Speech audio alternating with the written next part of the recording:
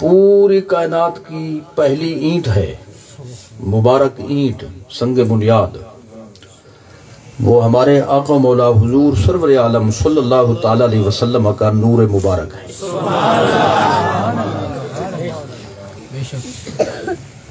यानी अल्लाह ताला ने सबसे पहले हुजूर के नूर मुबारक को पैदा फरमाया।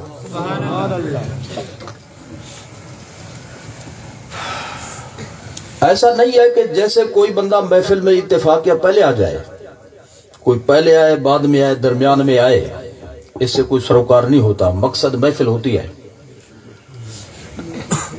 हुजूर नबी करीम सल्लल्लाहु अलैहि वसल्लम के नूर मुबारक को अल्लाह ताला ने इत्तेफाकिया पहले नहीं पैदा फरमाया, इनको कम कर देगा, बल्कि एक लगे बंदे प्रोग्राम के तहत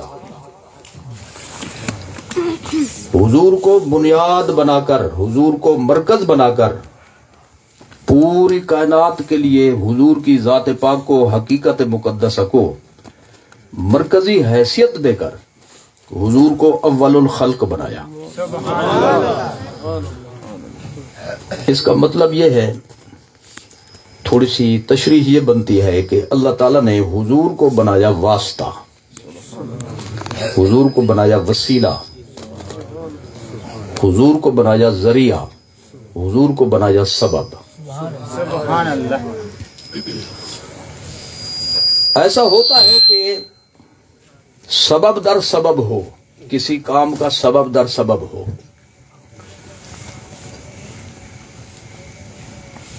उस सिलसिले को जब पीछे की तरफ धकेलते जाएं, यानी गौर व फिक्र के हवाले से,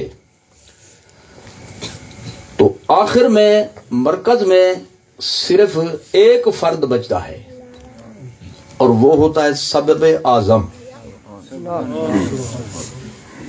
वसीला उज़्मा, वास्ता कुबरा और सबसे बड़ा जरिया। तो मैं ये अर्ज करना चाहता हूं कि भाई आप कायनात की तख्लीक के सिलसिले को, ये जो लामहदूद अफराद मौजूद हैं, यानी अल्लाह के नजदीक तो हद है, मखलूक आमतुल खल्क खुसूसन हद नहीं बयान कर सकती। इनको पीछे की तरफ ले जाया जाए तो नतीजा यह निकलेगा कि सबसे जो पहला फर्द है वो हुजूर नबी करीम सल्लल्लाहु ताला अलैहि वसल्लम की हकीकत मुकद्दसा है। उसी को कहते हैं हुजूर का नूर मुबारक। तो अल्लाह ताला ने जिसको जो अता फरमाया उसी नूर के सदके में अता फरमाया, और जिसको जो अता फरमा रहा है उसी नूर के सदके में अता कर रहा है। और मुस्तकबिल में आइंदा, आवाज घोटे नहीं, आवाज राइज को है, अबदल आबाद तक, हमेशा तक के लिए जिसको जो अता होगा ये उसी नूर मुबारक के सदके में अता होगा, उसी नूर मुबारक की विसातत से अता होगा। इसलिए कि वसीला कुबरा, वास्ता उज़्मा, सबब आजम हुजूर नबी करीम सल्लल्लाहु अलैहि वसल्लम का वो नूर मुबारक है। मैं यहां पर जरा थोड़ा सा इसको एक तो तकमील करना चाहता हूं। आवाज खोले जरा, बंद ना करें। अल्लाह ताला ने उसी नूर मुबारक को मुख्तलिफ हिजाबात अजमत में रखा, और जब हजरत आदम अलैहिस्सलाम की तख्लीक हुई, पैदाइश अल्लाह ताला ने उनकी पैदाइश विलादत के हवाले से माने में नहीं बल्कि खल्क के हवाले से, तो अल्लाह ताला ने उसी नूर मुबारक को, सरकार के नूर मुबारक को अपनी कुदरत कामिला से हजरत सैयदना आदम अलैहिस्सलाम की सुल्ब पाक में रखा। एक रिवायत यह है कि वो नूर मुबारक हजरत आदम अलैहिस्सलाम की पेशानी में रखा। दोनों रिवायतों में तारुज नहीं है, تطبیق یہ بنتی ہے کہ نور مبارک رکھا گیا آدم علیہ السلام کی پشت پاک میں، لیکن اس کی شعائیں نکلتی تھیں حضرت آدم علیہ السلام کی جبین پاک سے، پیشانی مبارک سے۔ امام فخر الدین رازی رحمت اللہ تعالی علیہ نے بہت بڑی بات فرمائی یہاں پر۔ وہ فرماتے ہیں کہ فرشتوں کو جو سجدے کا حکم ہوا تھا تو در حقیقت اسی نور مبارک کی تعظیم مراد تھی، لأن فی جبہتہ نور محمد صلی اللہ علیہ وسلم، سجدہ اس لیے کرایا گیا کہ ان کی پیشانی سے حضور کا نور چمکتا تھا صلی اللہ تعالی علیہ وسلم۔ یہ آواز ایسی کرے بھی مجھے کھینچے نہیں۔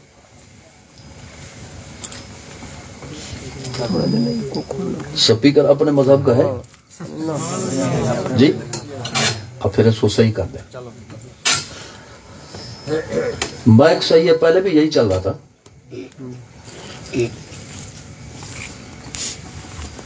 اب وہ نور مبارک حضرت آدم علیہ السلام کی طرف یوں سمجھے منتقل ہوا، اور آدم علیہ السلام سے وہ نور مبارک حضرت شیس علیہ السلام کی طرف منتقل ہوا۔ حضرت شیس علیہ السلام حضرت سیدنا آدم علیہ السلام کے براہ راست بیٹے ہیں اور آپ کے جانشین بھی ہیں اور اللہ تعالیٰ کے نبی بھی ہیں۔ ان کی تخلیق ایک مستقل حمل شریف میں ہوئی، یعنی یوں سمجھے کہ بھئی حضرت سیدہ اما حوا علیہ السلام کے بطن پاک میں ایک حمل شریف میں دو بچے ہوتے تھے، بیٹی اور بیٹا اکٹھے۔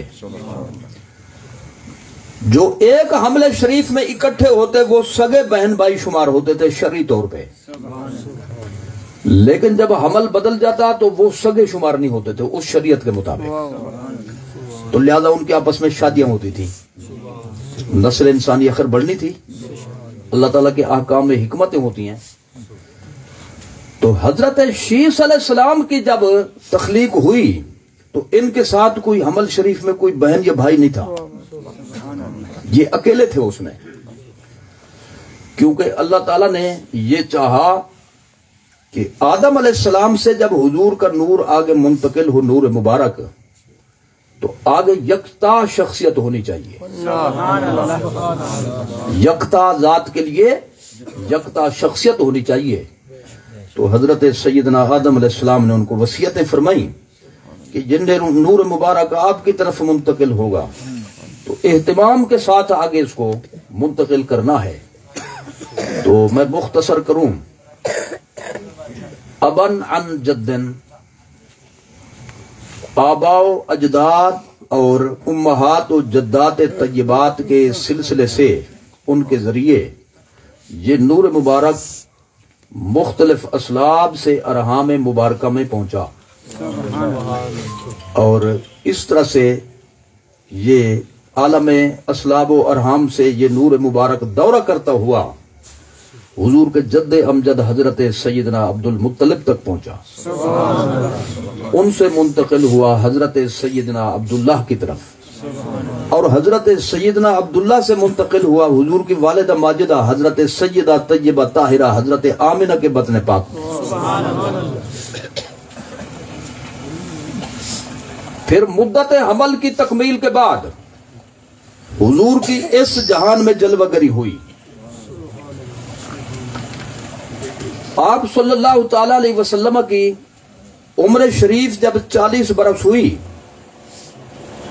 تو اللہ تعالیٰ نے حضور کو حکم فرمایا اپنی شان نبوت اور رسالت کو ظاہر فرمائے۔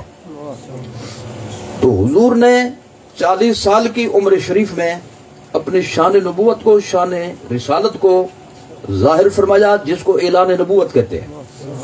اعلان کا مطلب یہ ہے کہ پہلے سے نبی تھے، 40 سال کی عمر شریف میں بنے نہیں، نبی پہلے سے تھے، وجود پہلے سے تھا اور ظہور بعد میں ہوا۔ تو یہ ہے حضور نبی کریم صلی اللہ تعالی علیہ وسلم کی تخلیق مبارک سے رسول اللہ صلی اللہ علیہ وسلم کی بعثت پاک تک کا خلاصہ۔ اب اس کو ذرا تھوڑا سا دوبارہ سنیے. آپ کے نور مبارک کا پیدا ہونا سب سے پہلے اس کو کہتے ہیں خلقت. حضور نبی کریم صلی اللہ تعالی وسلم کی خلقت. اور والدہ ماجدہ کے بطن پاک سے حضور کا اس جہان میں لباس بشریت میں ملبوس ہو کر تشریف لانا، یہ ہے حضور کی ولادت، ولادت باسعادت. اور 40 سال کی عمر شریف میں حضور کا اپنی شان نبوت اور رسالت کو ظاہر فرمانا، یہ ہے حضور کی بعثت. تو یہ 3 مراحل ہیں جن میں سے ولادت باسعادت جو مرحلہ ہے یہ ہے دوسرا. اس مرحلے کے حوالے سے عموماً بول دیا جاتا ہے میلاد النبی صلی اللہ تعالی علیہ وسلم، یعنی مکمل عنوان ہے 3 اجزاء پر مشتمل. خلقت رسول صلی اللہ علیہ وسلم، ولادت رسول صلی اللہ علیہ وسلم، اور بعثت رسول صلی اللہ علیہ وسلم. تو ان تینوں کے بیان کے لیے ایک لفظ لے لیا گیا، اس کو کہتے ہیں ولادت مصطفیٰ، اسی کو کہتے ہیں میلاد شریف. اور ایسا ہوتا ہے کہ ایک پورا مضمون ہو جس میں کئی مسائل ہوں، کئی احکام ہوں، لیکن اس مضمون کا نام ایک جز کے حوالے سے رکھ دیا جائے. آپ کہتے ہیں سورت الحمد شریف، سورت الحمد شریف. تو اب دیکھنا یہ ہے کہ اس سورت میں صرف اللہ تعالیٰ کی حمد ہے یا دوسرے مسائل بھی ہیں؟ اللہ تعالیٰ کی ذات کا بیان ہے، اس کی صفات کا بیان ہے، قیامت کا ذکر ہے، عبادت و استعانت کا مسئلہ ہے، جی اہل ہدایت کا مسئلہ ہے، اہل ضلالت کا مسئلہ ہے، خوش نصیبوں کا بیان ہے، بد نصیبوں کا ذکر ہے. تو خلاصہ ہے پورے اسلام کا اس میں، لیکن پہلے لفظ کے حوالے سے اس کا نام رکھ دیا گیا سورت الحمد شریف.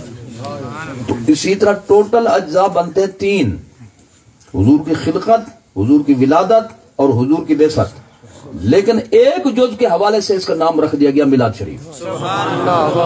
تو جب میلاد شریف بولیں گے تو تینوں عنوان اس میں آئیں گے.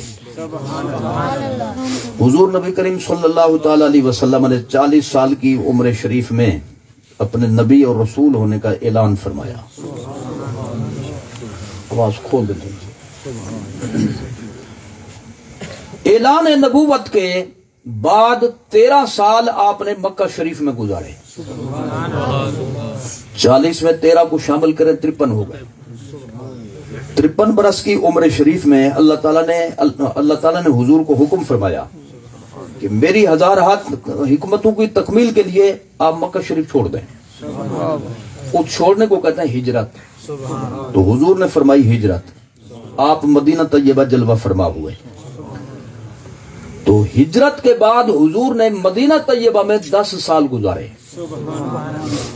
تو تحقیقی قول کے مطابق جس پر اکثریت نے اعتماد فرمایا، اہل علم کی اکثریت نے جس قول پر اعتماد فرمایا وہ یہی ہے کہ سرکار نبی کریم صلی اللہ علیہ وسلم کی کل عمر شریف اس دنیا میں 63 برس ہے. تو 63 برس کی عمر شریف میں حضور نے وصال فرمایا. اور یہ قدرت کا فیصلہ یہ بھی دیکھتے جائیں، حضور کے والدین ماجدین کی شادی ہوئی تھی پیر کے دن، اور حضور کی ولادت باسعادت ہوئی تھی پیر کے دن. حضور پر وحی کا جب آغاز کیا گیا، قرآن شریف اترنا شروع ہوا تو پیر کا دن تھا. حضور نے ہجرت فرمائی پیر کے دن. حضور مدینہ طیبہ تشریف لائے تو پیر کا دن، اور حضور نے وصال فرمایا تو پیر کا دن. تو حضور نبی کریم صلی اللہ تعالی علیہ وسلم کا مزار مبارک قطعیت کے ساتھ، یعنی جس میں بال برابر بھی کسی مسلمان تو مسلمان رہا، کافر کو بھی شک نہیں کہ حضور کا مزار مبارک مدینہ طیبہ میں ہے، سبز گنبد کی شکل میں، گنبد خضرا کی صورت میں. تو اللہ تعالیٰ چاہتا تو حضور کے مزار مبارک کو چھپا دیتا، جیسے دوسرے نبیوں کے مزارات شریفہ چھپ گئے اور جو موجود ہیں قطعیت کے ساتھ نہیں ہے جی، کہ اس میں کسی قسم کی بحث نہ ہو، ایسا نہیں ہے، تو اس میں تحقیق پڑ جاتی ہے، اس میں بحث پڑ جاتی ہے بھی یہ مزار شریف ہے تو ثبوت کیا ہے اس کا، اس کے دلائل کیا ہیں؟ تو قطعیت کے ساتھ جس محبوب کا مزار شریف محفوظ ہے وہ ہمارے آقا مولا صلی اللہ علیہ وسلم کا مزار شریف ہے۔ در حقیقت اللہ تعالیٰ نے چاہا میرے محبوب کا دربار شریف جی دنیا میں محفوظ ہو، کسی کو شک نہ ہو، حضور کا دربار 24 گھنٹے کھلا رہے، غلاموں کی ٹولیاں آتی رہیں، صلاۃ و سلام کے گجرے پیش کرتے رہیں، شفاعت کی درخواستیں حضور کی خدمت میں پیش کرتے رہیں، اس طرح سے یہ رونقیں اور بہاریں قیامت تک رہیں۔ اور پھر ایک فرق یہاں پہ یہ دیکھیے، صرف زمین والے حاضری کے لیے نہیں جاتے بلکہ آسمان والے بھی حضور کے دربار میں حاضری دیتے ہیں۔ نعرہ تکبیر، نعرہ رسالت، نعرہ حیدری، زمین والوں کے لیے، زمین والوں کے لیے ایک خاص مدت ہوتی ہے جس میں زمین والے مختلف علاقوں سے جاتے ہیں، لیکن آسمان والوں کا ویزا ہمیشہ کھلا رہتا ہے۔ 50,000 70,000 جی ٹولیاں اور بھی، یعنی چھوٹی چھوٹی بڑی بڑی، ایک روایت 70,000 والی بھی ہے، ان کا ویزا لگتا ہے تو وہ صبح کو حاضر ہوتے ہیں، شام تک حضور کے دربار میں صلاۃ و سلام پیش کرتے ہیں۔ ان کا ٹائم مکمل ہو گیا، پھر اور ٹولی آ جاتی ہے 70,000 کی، وہ شام سے لے کر صبح تک حضور کی بارگاہ میں حاضر رہ کر صلاۃ السلام کے ہدیے پیش کرتے ہیں۔ اس طرح سے یہ سلسلہ جاری رہتا ہے۔ وما یعلم جنود ربک الا ہو، فرشتے اتنے کثرت سے ہیں کہ جن کی ایک دفعہ باری لگ گئی قیامت تک ان کی دوبارہ باری نہیں آ سکتی، ان کی کثرت کی وجہ سے۔ لیکن ہم کتنے خوش نصیب ہیں، جب چاہے ویزا لگوائیں پہنچ جائیں جی۔ تو یہ شرف بخشا ہے اللہ تعالیٰ نے زمین پر رہنے والے حضور کے عاشقان کو، حضور کے محبین کو۔ تو میں نے یہ خلاصہ عرض کیا حضور کی تخلیق مبارک سے لے کر حضور کی وفات مبارکہ۔ اب آئیے ذرا میں چند اس پر تھوڑے سے جو ضروری جو مسائل ہیں ان پر ذرا غور فرمائیں۔ آواز صحیح ہو تو کر دیں، پہلے تو صحیح چل رہا تھا، پتہ نہیں میرے آنے کے بعد کیا ہوا۔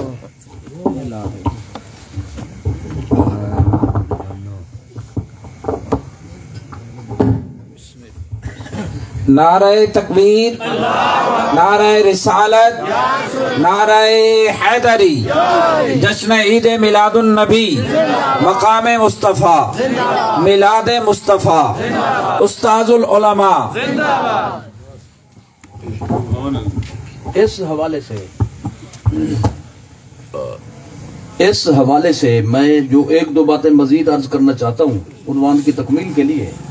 ایک بات تو یہ لائق بیان اور قابل سماعت ہے کہ سرکار کے نور مبارک کو سب سے پہلے تخلیق کیا گیا،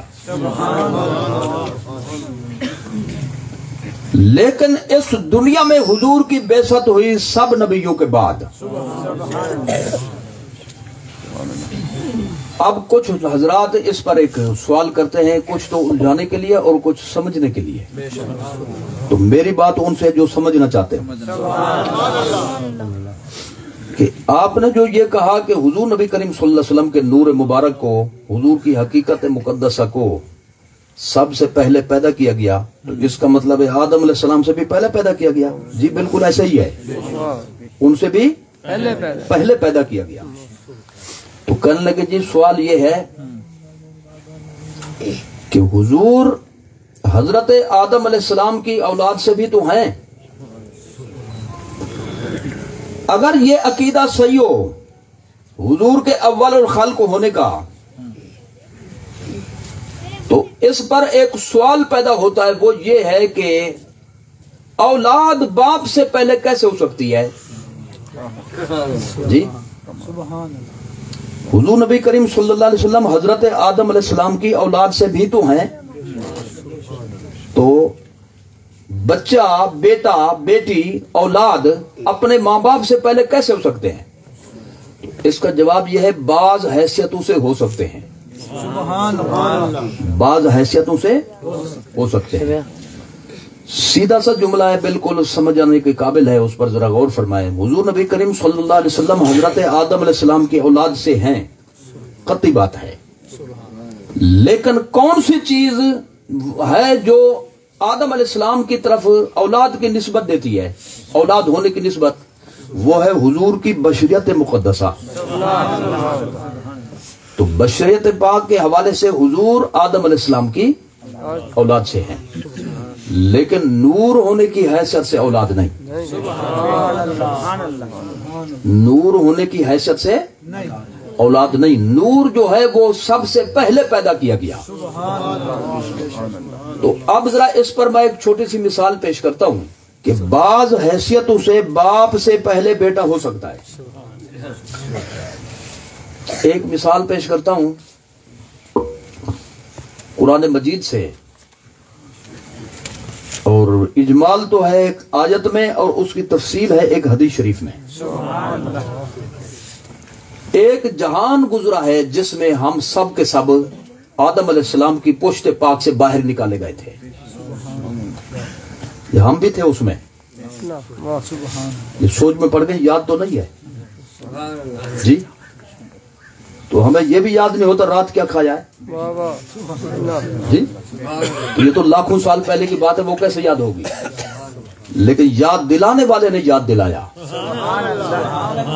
قرآن میں اس کا ذکر موجود ہے۔ تو پوری کائنات غلط ہو سکتی ہے، وہ زبان کبھی غلطی نہیں کر سکتی، تو لہذا ماننا پڑے گا۔ آدم علیہ السلام کی تخلیق کے بعد اللہ تعالیٰ نے یہ پروگرام فرمایا کہ ان کی اولاد کو باہر نکالا جائے اور ان سے اپنے بارے میں گواہی لی جائے۔ وَإِذْ أَخَذَ رَبُّكَ مِن بَنِي آدَمَ مِن ظُهُورِهِمْ ذُرِّيَّتَهُمْ وَأَشْهَدَهُمْ عَلَىٰ أَنفُسِهِمْ أَلَسْتُ بِرَبِّكُمْ قَالُوا بَلَىٰ شَهِدْنَا۔ یہ سورت اعراف شریف میں 9ویں پارے میں یہ آیت کریمہ موجود ہے، میں نے اس کا ایک حصہ، پہلا حصہ پڑھا۔ اللہ فرماتا ہے اس وقت کو یاد کرو۔ خلاصہ اس کا یہ ہے کہ جب اللہ تعالیٰ نے آدم علیہ السلام کی پشت پاک سے ان کی پوری اولاد کو جو قیامت تک ہونے والی تھی باہر نکال کر کھڑا کر دیا، اور وہ مقدار تھی ایسے جیسے ذرہ ہوتا ہے۔ ذرہ، ذرہ کس کو کہتے ہیں؟ ذرہ کا ایک معنی ہوتا ہے چونٹی کا انڈا۔ چونٹی کے گھروندے میں، چونٹی کے بل میں پانی داخل ہو جائے تو چونٹیاں اپنا سامان باہر نکالتی ہیں، کبھی یہ تماشا دیکھیے گا، اور کھانے پینے کا سامان بھی باہر نکالتی ہیں، اور اس سامان میں ایک چیز ہوتی ہے سفید رنگ کی، چھوٹے چھوٹے ذرات کی شکل میں، وہ ہوتے ہیں اس کے انڈے۔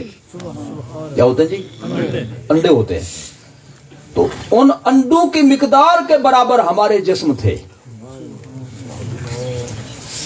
آپ کہیں گے کہ بھئی اس چھوٹی سی مقدار میں ہمارے اندر سمجھ کیسے تھی، عقل کیسے تھی؟ تو عقل بندے کے پاس ہو تو سمجھ سکتا ہے بھئی اتنی مقدار کی مخلوق مچھر وغیرہ ہے کہ نہیں، چھوٹے چھوٹے جی۔ یہ جو موسمی مچھر ہوتا ہے یہ تو بڑا ہوتا ہے، چھوٹے چھوٹے مچھر ہوتے ہیں، بڑی جو ہے نا وہ مشکل سے نظر آتے ہیں، ٹھیک ہے؟ ان کی ٹانگیں بھی ہیں، ان کا منہ بھی ہے، ان کی آنکھیں بھی ہیں، ان کے پر بھی ہیں، ان کا پیٹ بھی ہے، کھانے پینے کا نظام بھی ہے، ان کے اندر شعور بھی ہے، احساس بھی ہے ان کے اندر۔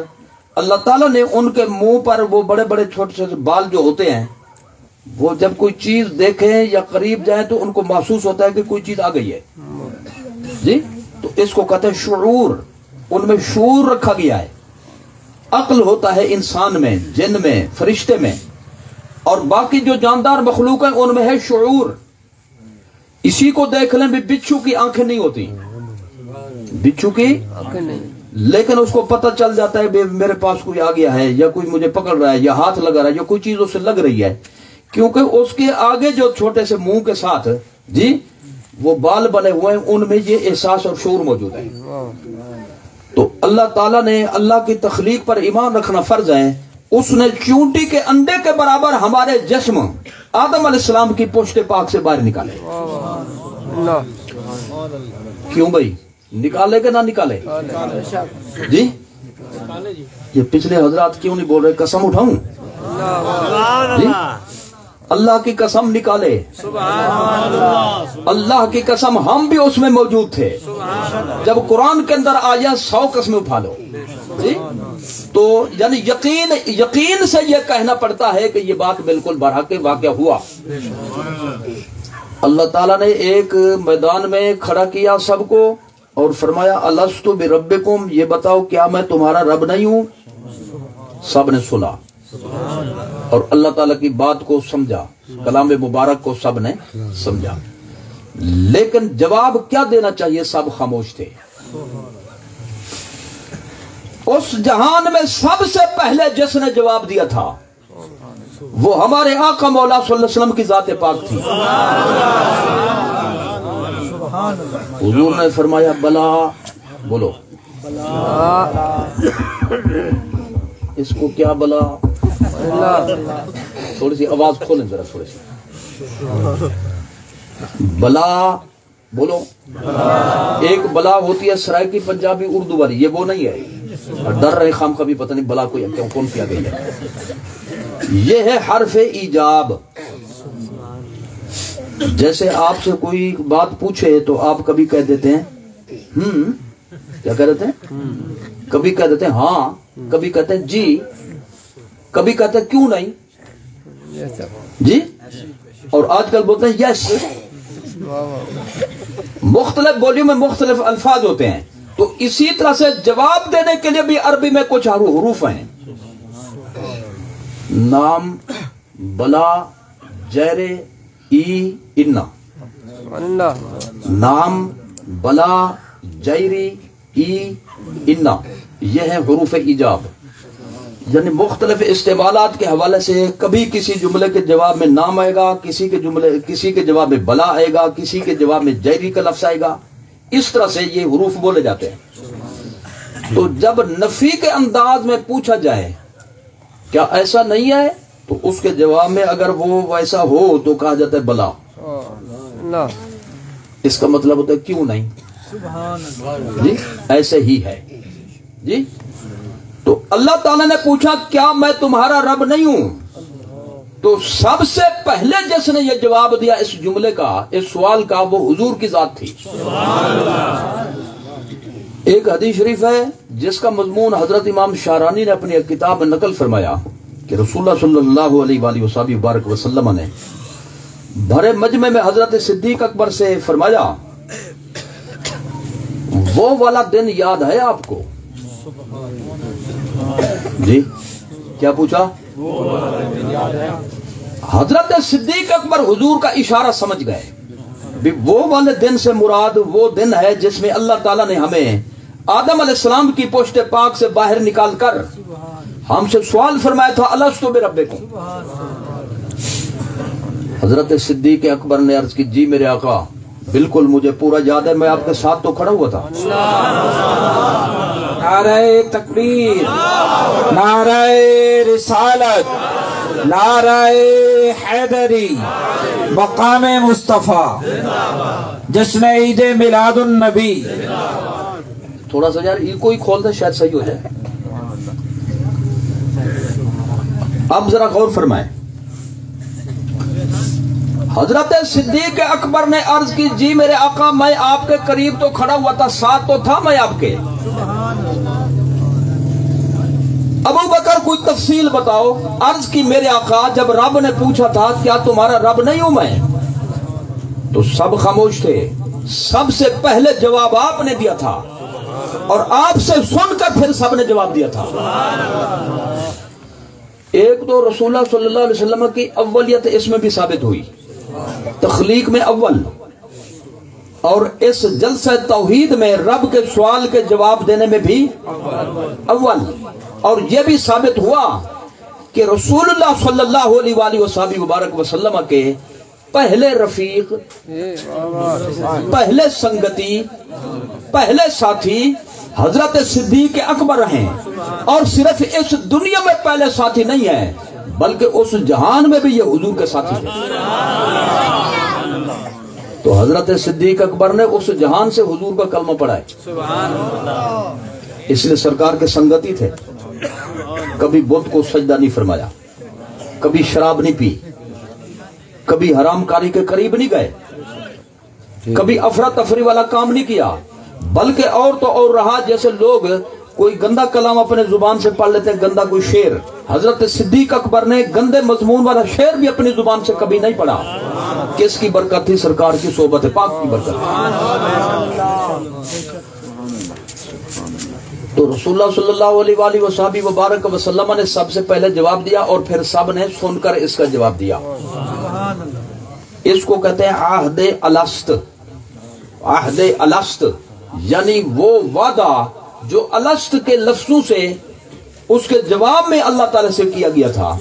سب نے کہا تھا شہدنا، ہم گواہی دیتے ہیں، ہم گواہ ہیں اس بات کے تو ہمارا رب ہے، تو ہمارا خالق ہے، تو ہمارا مالک ہے۔ اب ذرا توجہ فرمائیں، یہ بات آپ نے سماعت فرما لی۔ میں جو بات عرض کرنا چاہتا ہوں وہ یہ ہے کہ اللہ تعالیٰ نے جب آدم علیہ السلام کی پشت پاک سے ان کی اولاد کو باہر نکالا تھا اس جہان میں، تو 2 شفٹوں میں نکالا تھا، سب کو یکدم نہیں۔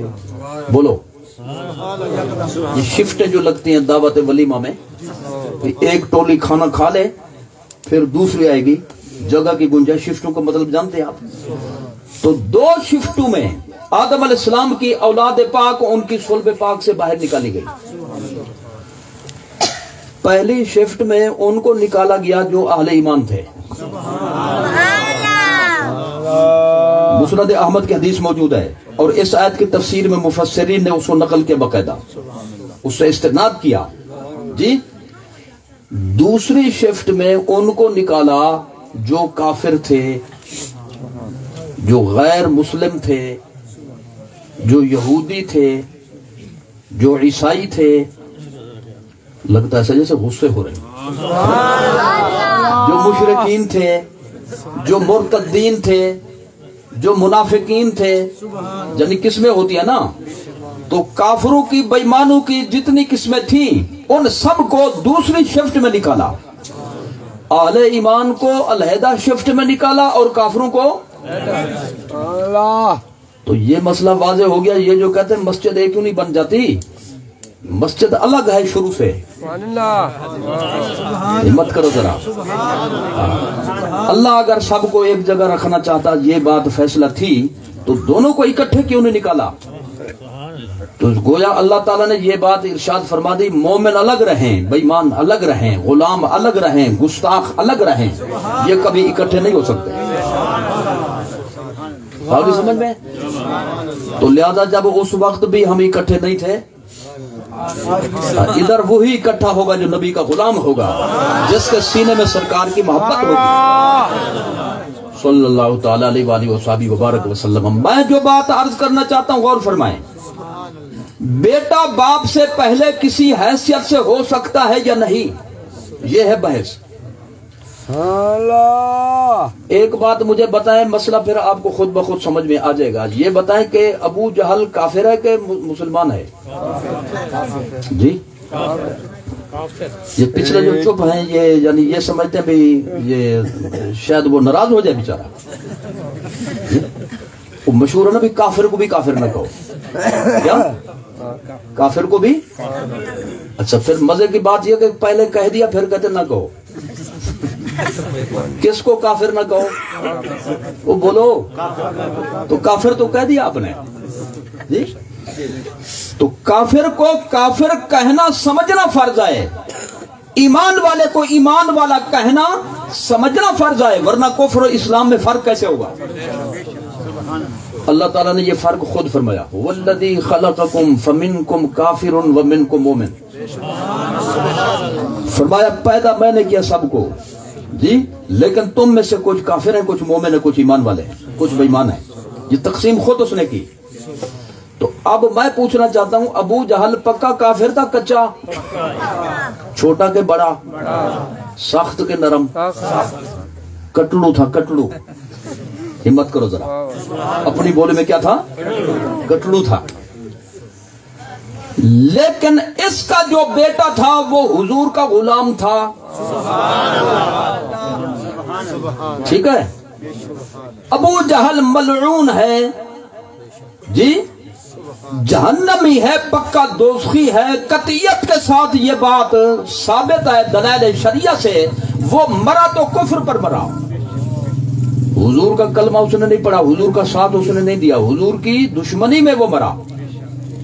اور چھوٹے چھوٹے 2 بچوں نے اسے مارا تھا. بڑی مشہور اس میں حدیث ہے، اس میں جنگ بدر میں جی صفے بنا رہا تھا. 2 بچوں نے پوچھا حضرت عبد الرحمن بن عوف سے، چاچا، انہوں نے کہا جی سنتے ہیں کوئی ابو جہل نام کا بندہ ہے جو حضور کو گالیاں دیتا ہے، بتاؤ گے کون سا ہے؟ انہوں نے کہا بیٹے تم کیا کرو گے؟ انہوں نے کہا بس اس سے سروکار نہیں آپ کو، آپ صرف بتا دیں ہے کون سا. تو انہوں نے فرمایا وہ جو گھوڑے پر چڑھ کر نا یہ صف بندی کر رہا ہے، یہ وہی ہے، باز کی طرح جھپٹے. چھوٹے چھوٹے بچے ننھی ننھی تلواروں سے، اب ان کے قد نہیں پہنچ سکتے تھے، گھوڑے کی ٹانگیں کاٹی، وہ نیچے گرا، فوراً حملہ کیا، اس کو ادھموا کر دیا. اتنا کر دیا کہ وہ اٹھ نہیں سکتا تھا. سمجھ میں آ گئی؟ تو رسول اللہ صلی اللہ علیہ وسلم نے جب اپنے صحابی کو بھیجا حضرت عبداللہ بن مسعود کو، جاؤ اس کا جائزہ لے کر آؤ. تو آپ گئے تو وہ ادھموا تھا، یعنی اتنا تھا کہ بات سن سکتا تھا، سمجھ بھی سکتا تھا. اخذ بلحیتہ ہی، یہ بخاری شریف میں لفظ ہیں. حضرت عبداللہ بن مسعود نے اس کی داڑھی کو پکڑ کر جھنجھوڑا. ہمت کرو، داڑھی وہ قابل احترام ہے جو نبی کی محبت میں ہو. اس کا مطلب ابو جہل کی بھی داڑھی تھی. ہر داڑھی والے کے پیچھے مت جاؤ. دیکھو بھی ایمان ہے کہ اس میں نہیں ہے. تو اب انہوں نے جھنجھوڑا اور آپ نے فرمایا کیا حال ہے جناب؟ بہادر صاحب کیا حال ہے جی؟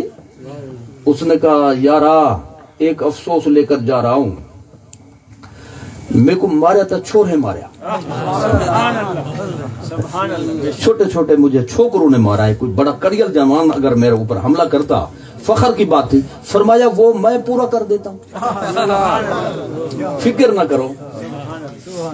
آگے سمجھ میں؟ تو چھوٹے چھوٹے بچوں نے اسے مارا تھا میدان بدر میں. اور سبحان اللہ رمضان شریف کا مہینہ تھا، 17 رمضان شریف. تو اس کا مطلب ہے کافر رمضان شریف میں مرے یا مدینے میں مرے برابر ہے. یہ حضور کی نسبت کام آتی ہے. بولو.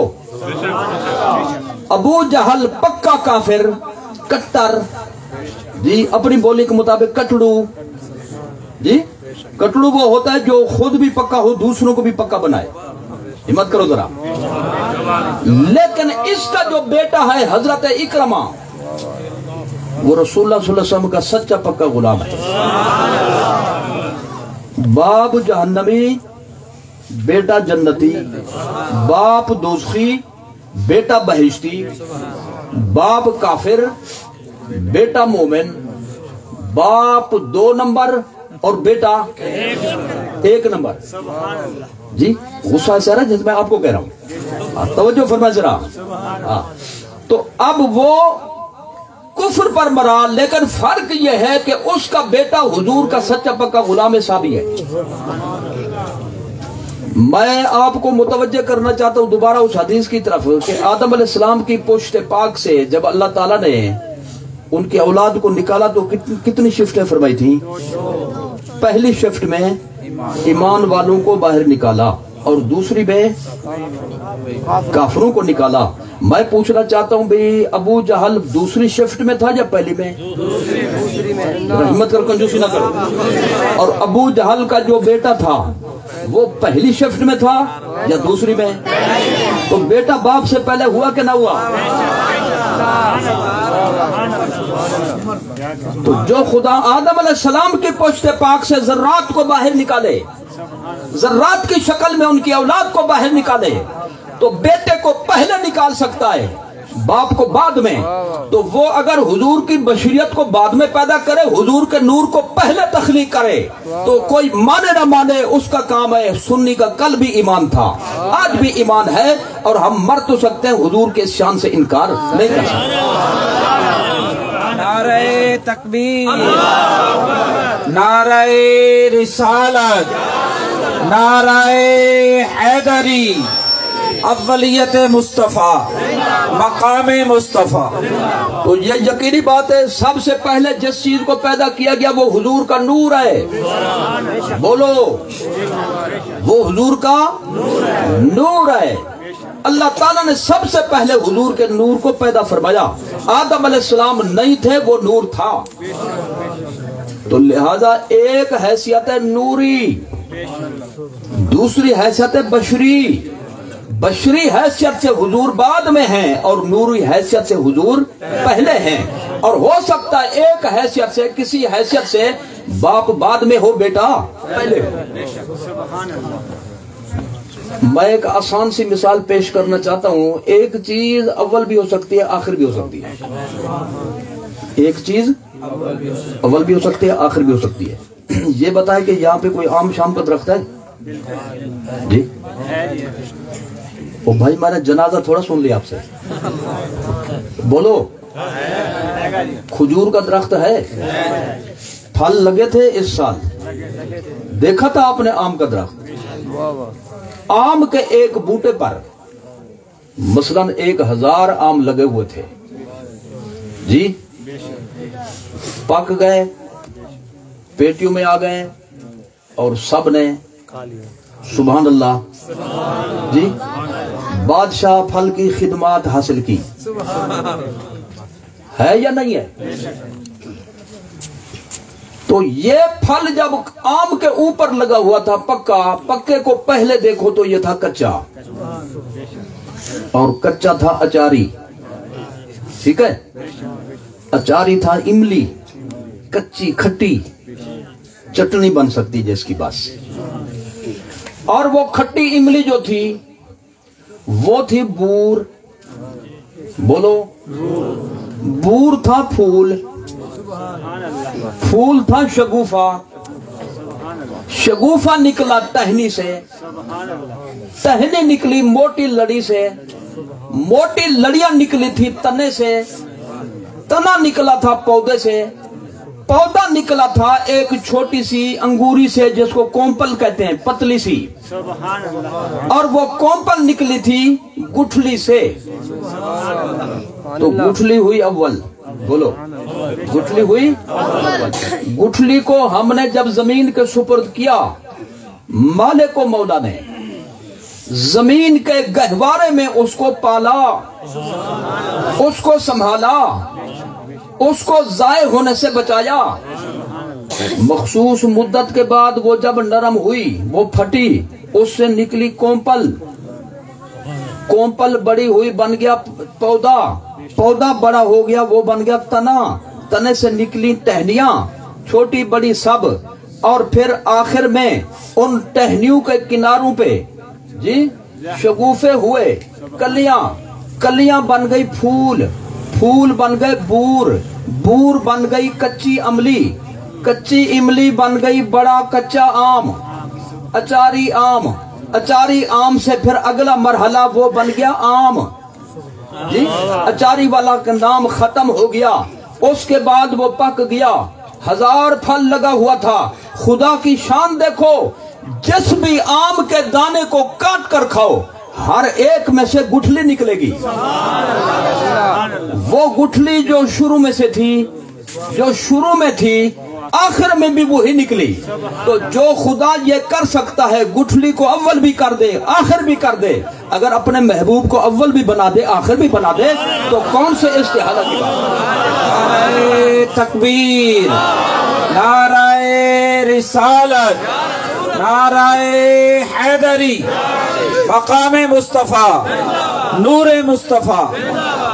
میں لمبی چوڑی گفتگو نہیں کرتا، بات کو مکمل کرنا چاہتا ہوں. وما ارسلناک الا رحمتا للعالمین.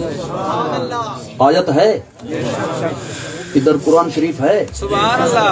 کون سا چک ہے یہ؟ عظمت آباد.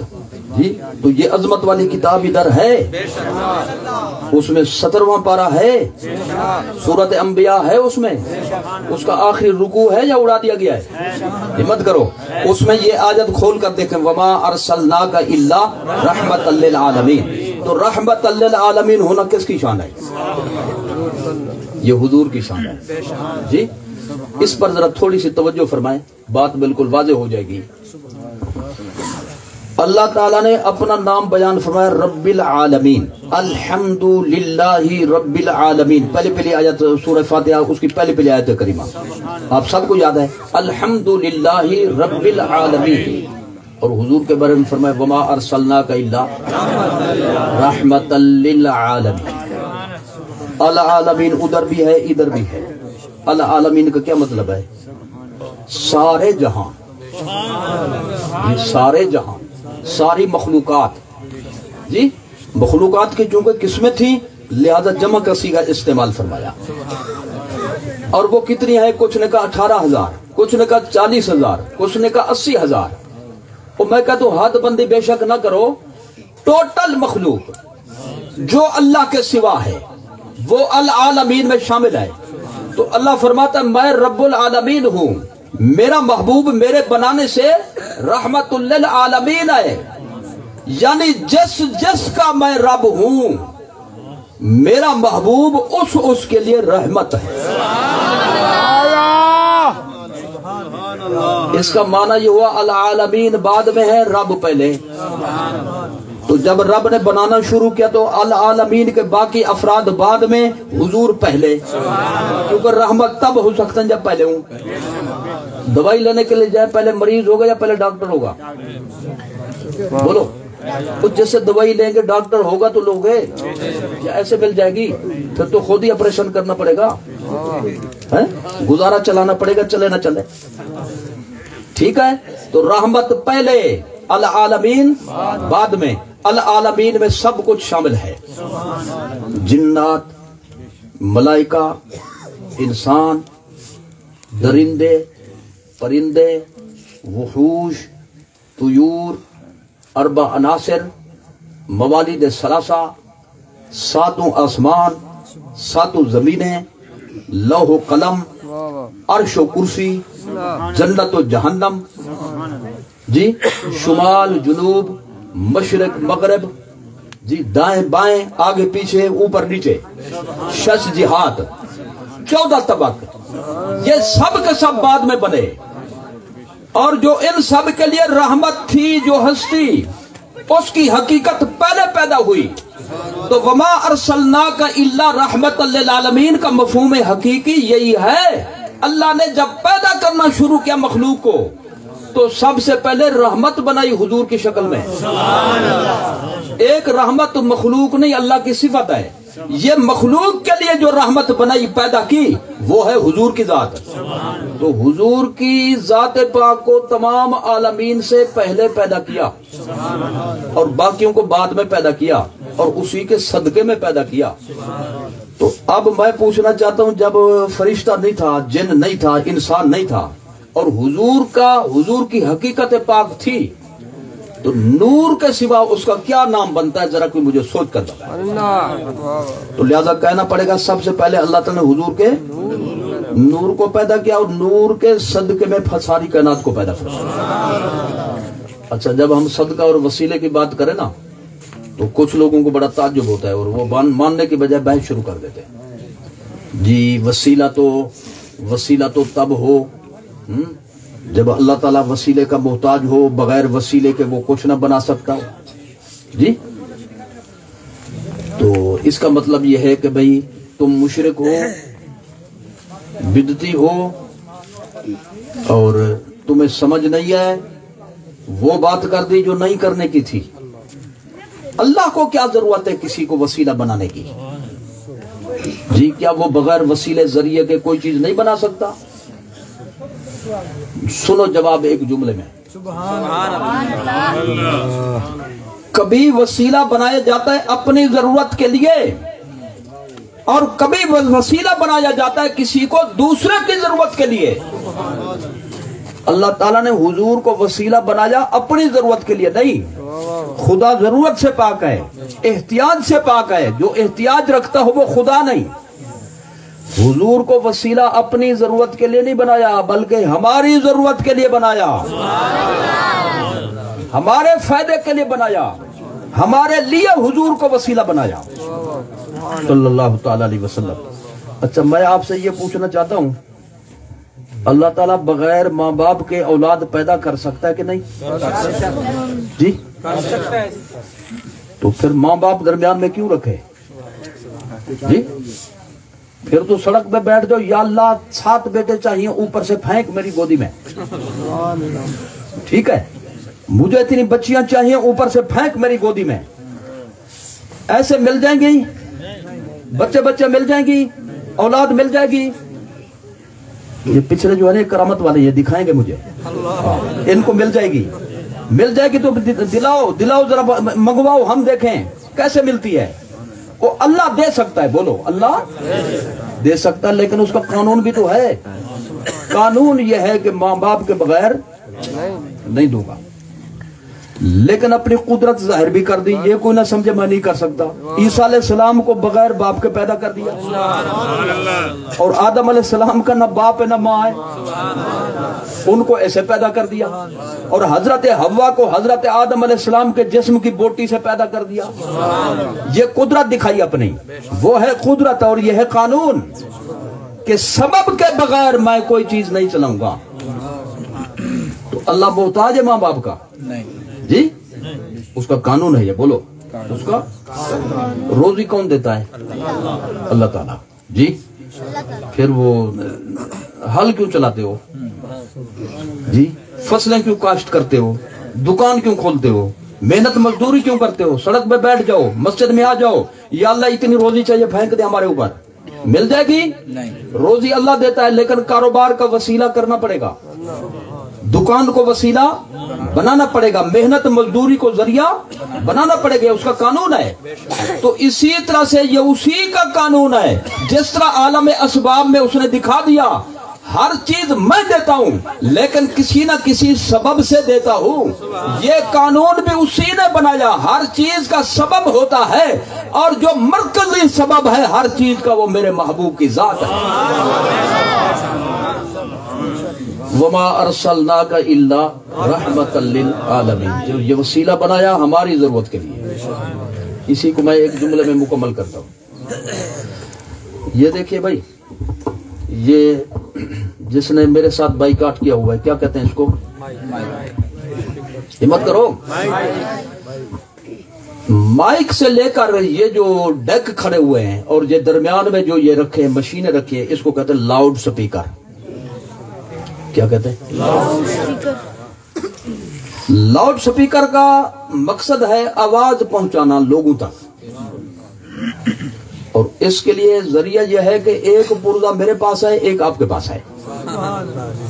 میرے پاس یہ ہے, آپ کے پاس وہ ایک بھلے مانس ادھر کھڑا ہوا ہے, ایک ادھر کھڑا ہوا ہے, تو اس کو کہتے ہیں سپیکر جی, یعنی بات کو آگے پہنچانے والا خلاصہ. اور یہ ہے بات کو لے کر اس کے اندر ڈالنے والا, ٹھیک ہے. وہ چاہیے آپ کو اور یہ چاہیے مجھے. اگر وہ مجھے دے دے, میں یہ آپ کو دے دوں جی, تو مجھے چپ ہی ہونا پڑے گا, چپ کرانے کی ضرورت نہیں پڑے گی. تو اب ذرا توجہ فرمائیں, میں جو بات عرض کرنا چاہتا ہوں. آواز کیسے پیدا ہوگی؟ کرنٹ کی بنیاد پر, بولو. اور کرنٹ کہاں سے آئے گا؟ بجلی سے, جنریٹر سے یا بیٹری سے. تو بیٹری میں بھی جو کرنٹ ہے وہ تو بجلی کی طرح ہے نا, جنریٹر بھی بجلی پیدا کرتا ہے. تو بنیاد ہوئی بجلی. کیا ہوئی؟ تو بجلی کا کرنٹ اس میں آواز کو پہنچاتا ہے. تو بھائی جب اس میں آواز پہنچانی ہے بجلی کے ذریعے, تو سیدھی تاریں اس کی کھینچ کر ہم نے بجلی سے کیوں نہیں فٹ کی؟ جی اپنی ذمہ داری پر دو دو تارے ان کی فٹ کر دو بجلی کے سوچ میں اور بٹن آن کرو، لیکن اپنی ذمہ داری پہ. تو اگر ایسا کرو تو پھر کیا ہوگا؟ یہ جل جائیں گے، چل نہیں پڑیں گے بلکہ جل پڑیں گے، نقصان ہو جائے گا، اور جس نے ہاتھ لگایا اس کی بھی خیر نہیں. ٹھیک ہے؟ اور اگر وہی بجلی اس کے ساتھ بھی لگی ہوتی جی تو تقریر کرنے والے کا تصور بھی نہیں ہو سکتا تھا. آگے سمجھ میں؟ یہ بھی کرنٹ لگاتا، وہ بھی کرنٹ، اور نتیجہ جب نکلتا مال ضائع ہو جاتا، یہ تباہ ہو جاتا، یہ جل جاتا، نقصان ہو جاتا. تو اب بجلی جب بنیاد ہے بھی اس کا کرنٹ ادھر پہنچاؤ، تو سیدھا ہم نے کیوں نہیں پہنچایا؟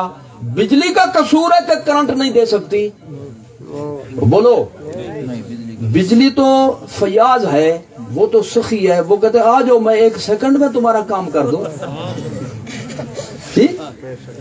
لیکن اس میں طاقت نہیں، براہ راست اس کی جو ہے نا وہ جس طرح سٹ برداشت نہیں کر سکے گی، بجلی کی سٹ کو برداشت نہیں کر سکے گی. لہذا کیا کیا ہم نے؟ جلنے سے بچانے کے لیے، مقصد حاصل کرنے کے لیے درمیان میں یہ رکھی مشین، یہ دیکھو رکھی ہوئی ہے جی. نظر نہ آ رہی ہو تو زیارت بعد میں کرنا، یوں نہیں کہ میں تقریر میں لگا ہوں اب زیارت میں لگے رہے. یہ مشین پڑی ہوئی دیکھیں بھائی، یہ بھی بجلی کے ساتھ فٹ ہے. بولو. لیکن اس کا ایک پرزہ ہے بجلی کو وصول کرنے والا، اور دوسرا پرزہ الگ سے ہے بجلی کو سپلائی کرنے والا. کہاں تک؟ سپیکر تک. ایک پرزہ ہے جو بجلی کو وصول کرتا ہے اپنے اندر، اور دوسرا پرزہ ہے اس میں بٹن لگا ہوا ہے کہ بھائی سپیکر کی طاقت دے کر جی اس کا نمبر لگاؤ کرنٹ کا. زیادہ ہو گیا تو پھر بھی برداشت نہیں کر سکے گا یہ، تو لہذا 2 بٹن اس میں موجود ہیں. ایک ہے بجلی کو وصول کرنے والا اور دوسرا ہے بجلی کو سپلائی کرنے والا. نتیجہ جو نکلا آواز بھی پہنچ گئی جی.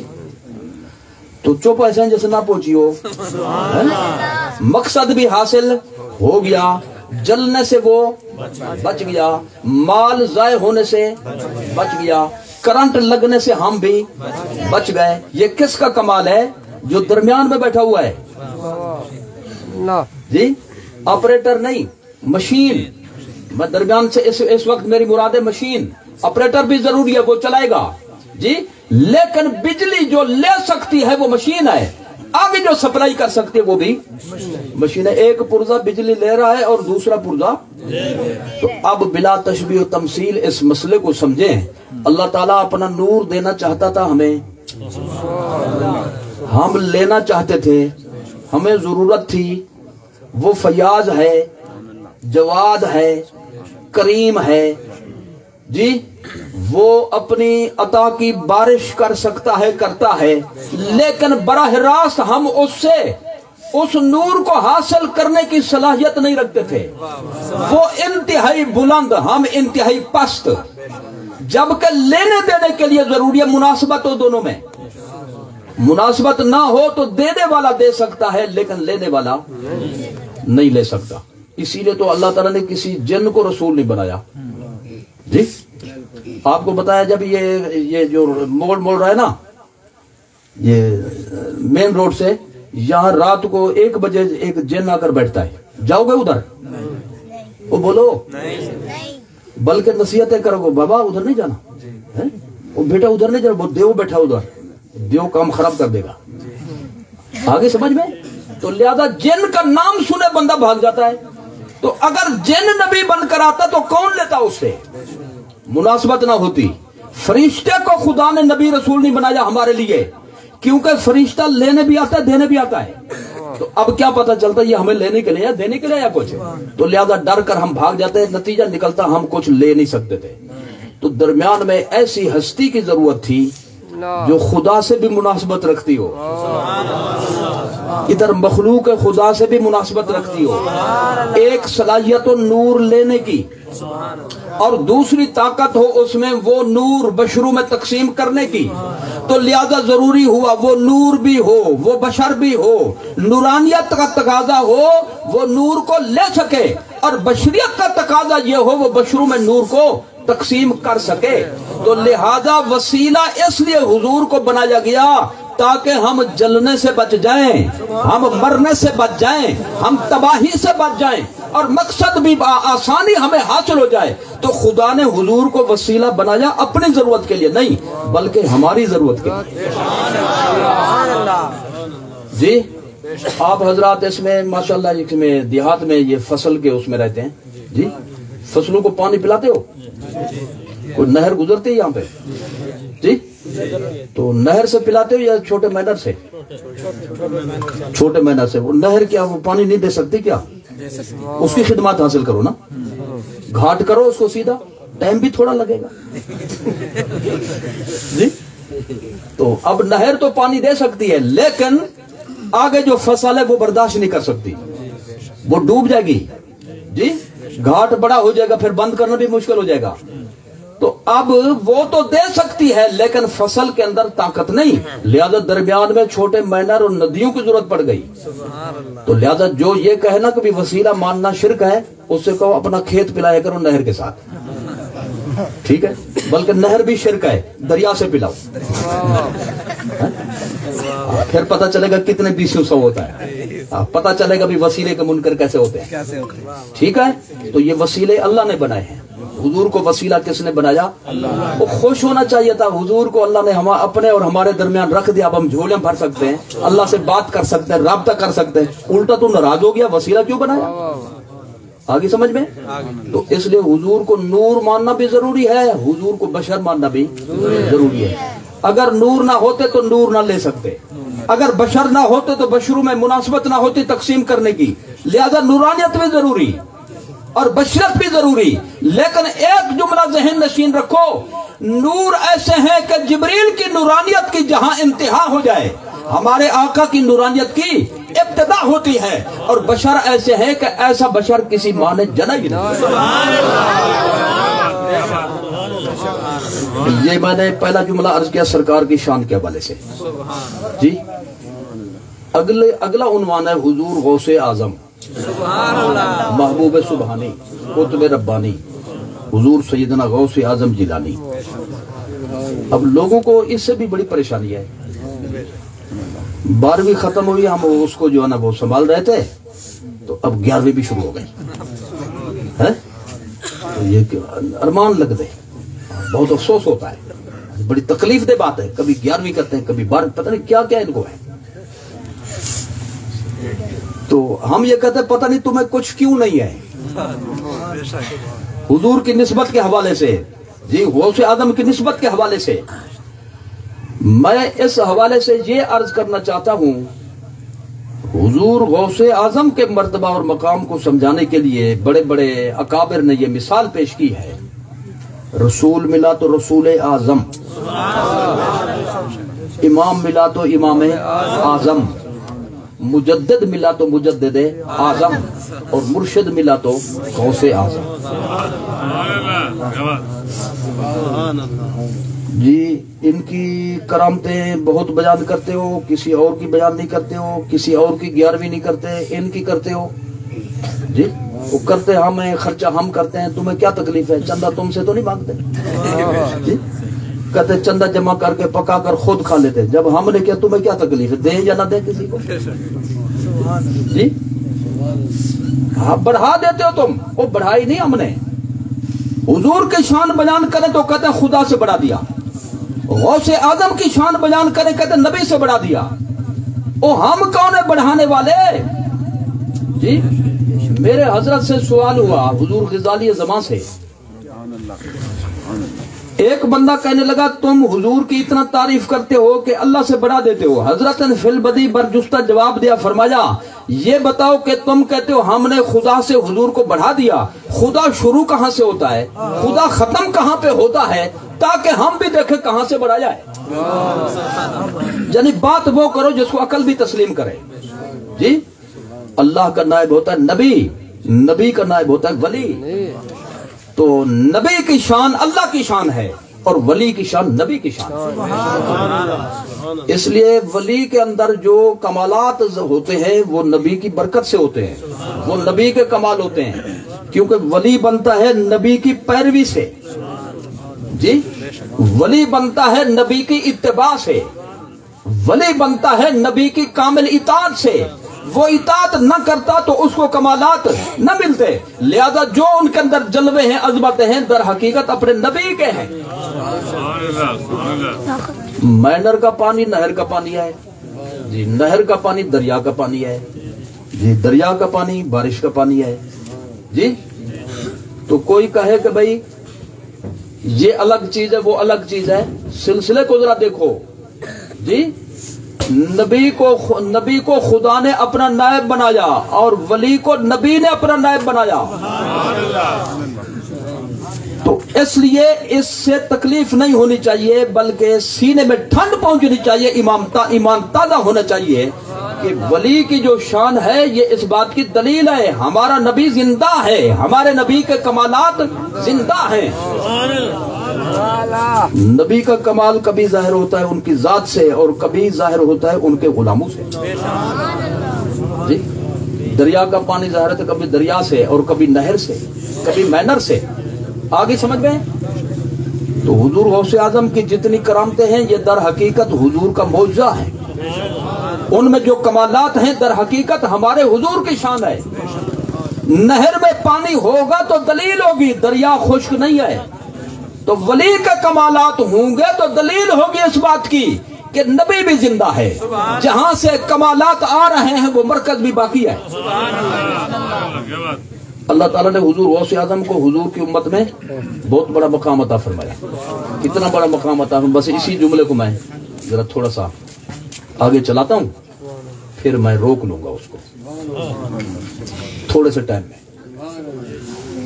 یوں سمجھے کہ بھئی حضور غوث اعظم کی اس جہان میں تشریف آوری کے بعد، یعنی جس جملے پہ سب کا اتفاق ہے کسی کو اختلاف نہیں، حضور غوث اعظم کی اس جہان میں جلوہ گری کے بعد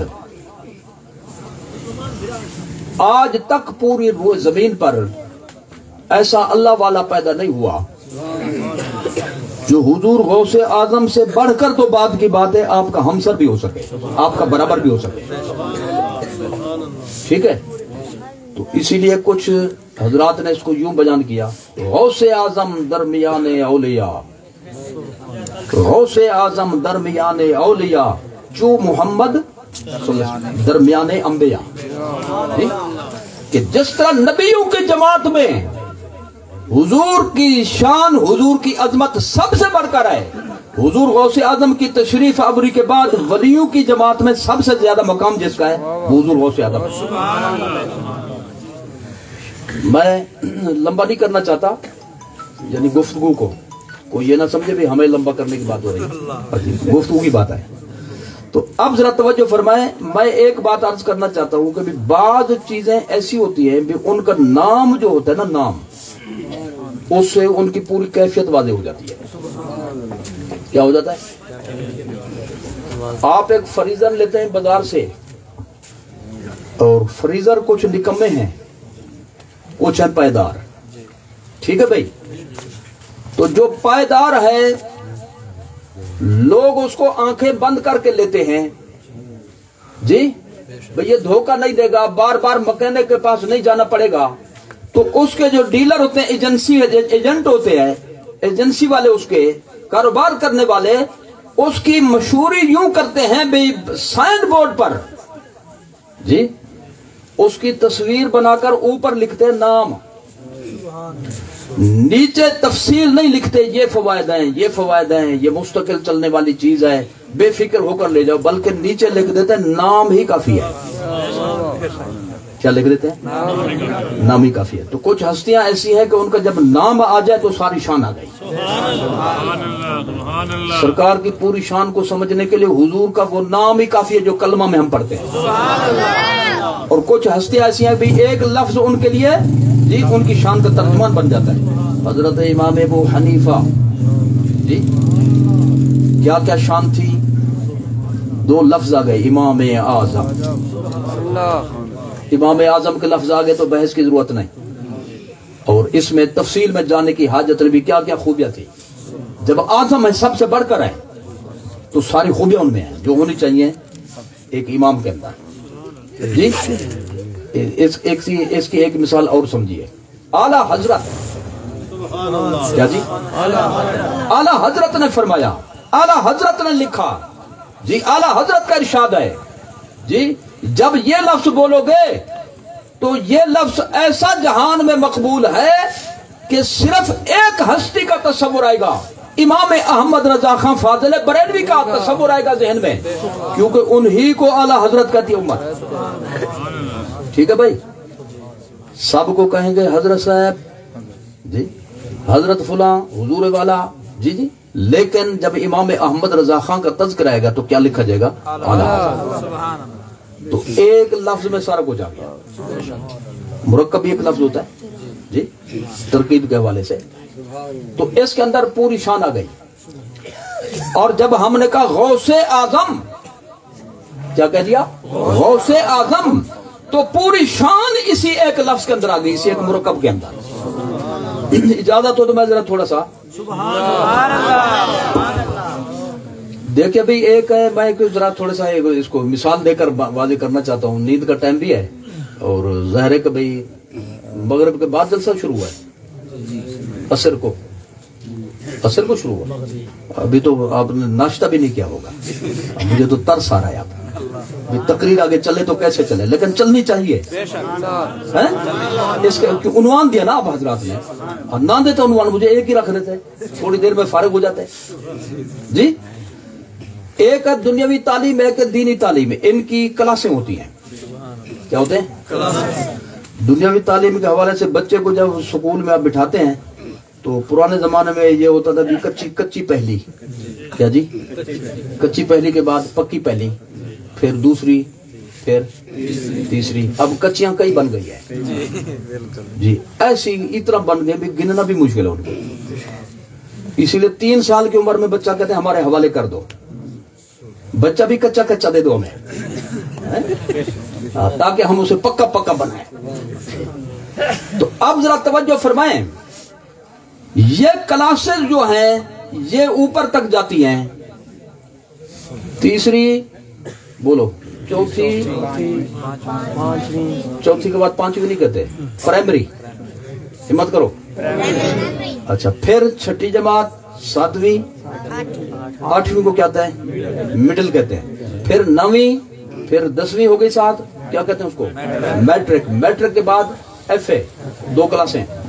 ایف اے کے بعد جی فرسٹ ایئر سیکنڈ ایئر, اس کے 2 بن کر بی اے, اور بی اے کے بعد جی گریجویٹ ایک ہوتی ہے جی, وہ کرتے ہیں. مطلب میں سارے نہیں گنا رہا, میں صرف مثال پیش کر رہا ہوں. اس کے بعد پھر ہوتی ہے ایم اے. کیا ہوتی ہے؟ اب پوسٹ بھی ہوتی ہے ایم اے سے پہلے, ایم اے ہوتی ہے. ایم اے کے بعد پھر ایم فل ہوتی ہے, پھر اس کے بعد کرتے ہیں پی ایچ ڈی. بولو, پی ایچ ڈی کی ڈگری جو ہے یہ سب سے اوپر سمجھی جاتی ہے اس وقت دنیاوی تعلیم کے حوالے سے. اور یہ جو لکھا ہوتا ہے نا, ڈاکٹر صاحب نے فرمایا جی, ڈاکٹر صاحب آ رہے ہیں بیان کرنے کے لیے. یہ ڈاکٹر معالج نہیں ہے بھائی ٹیکے لگواؤ جی, کوئی نسخے لکھواؤ, بلکہ یہ ہے اس کورس کے حوالے سے. بولو, کورس کے پی ایچ ڈی کیا ہوا ہے اس کو ڈاکٹر کہتے ہیں. اور درس نظامی بھی ایسا ہوتا ہے جی, درجہ ابتدائیہ, ہمت کرو, درجہ ابتدائیہ. جب سکول کی بات تھی سارے بول رہے تھے, مدرسے کے تو سارے چپ ہے. ہمت کرو ذرا, تھوڑا سا ذرا ہوشیار ہو کر بیٹھو. درجہ ابتدائیہ, اس میں آئیں گی 5 کلاسیں, اس کو کہیں گے پرائمری. جس کو آپ پرائمری کہتے ہیں ہم کہتے ہیں درجہ ابتدائیہ. اس کے بعد مڈل تک آپ اس کو کہتے ہیں 7ویں 8ویں کو مڈل کہتے ہیں. پھر ہم کہتے ہیں متوسطہ جی. میٹرک کو ہم کہتے ہیں ثانویہ عامہ, ایف اے کو کہتے ہیں ثانویہ خاصہ, اور بی اے کو کہتے ہیں درجہ عالیہ, اور ایم اے کو کہتے ہیں درجہ عالمیہ, اور اس کے بعد جو ہوتا ہے اس کو ہم کہتے ہیں تخصص. تو درس نظامی میں دینی ماحول میں سب سے جو اوپر کا درجہ ہے وہ ہے تخصص، اور دنیاوی تعلیم میں جو سب سے اوپر کا حصہ ہے وہ ہے پی ایچ ڈی. ٹھیک ہے بھائی.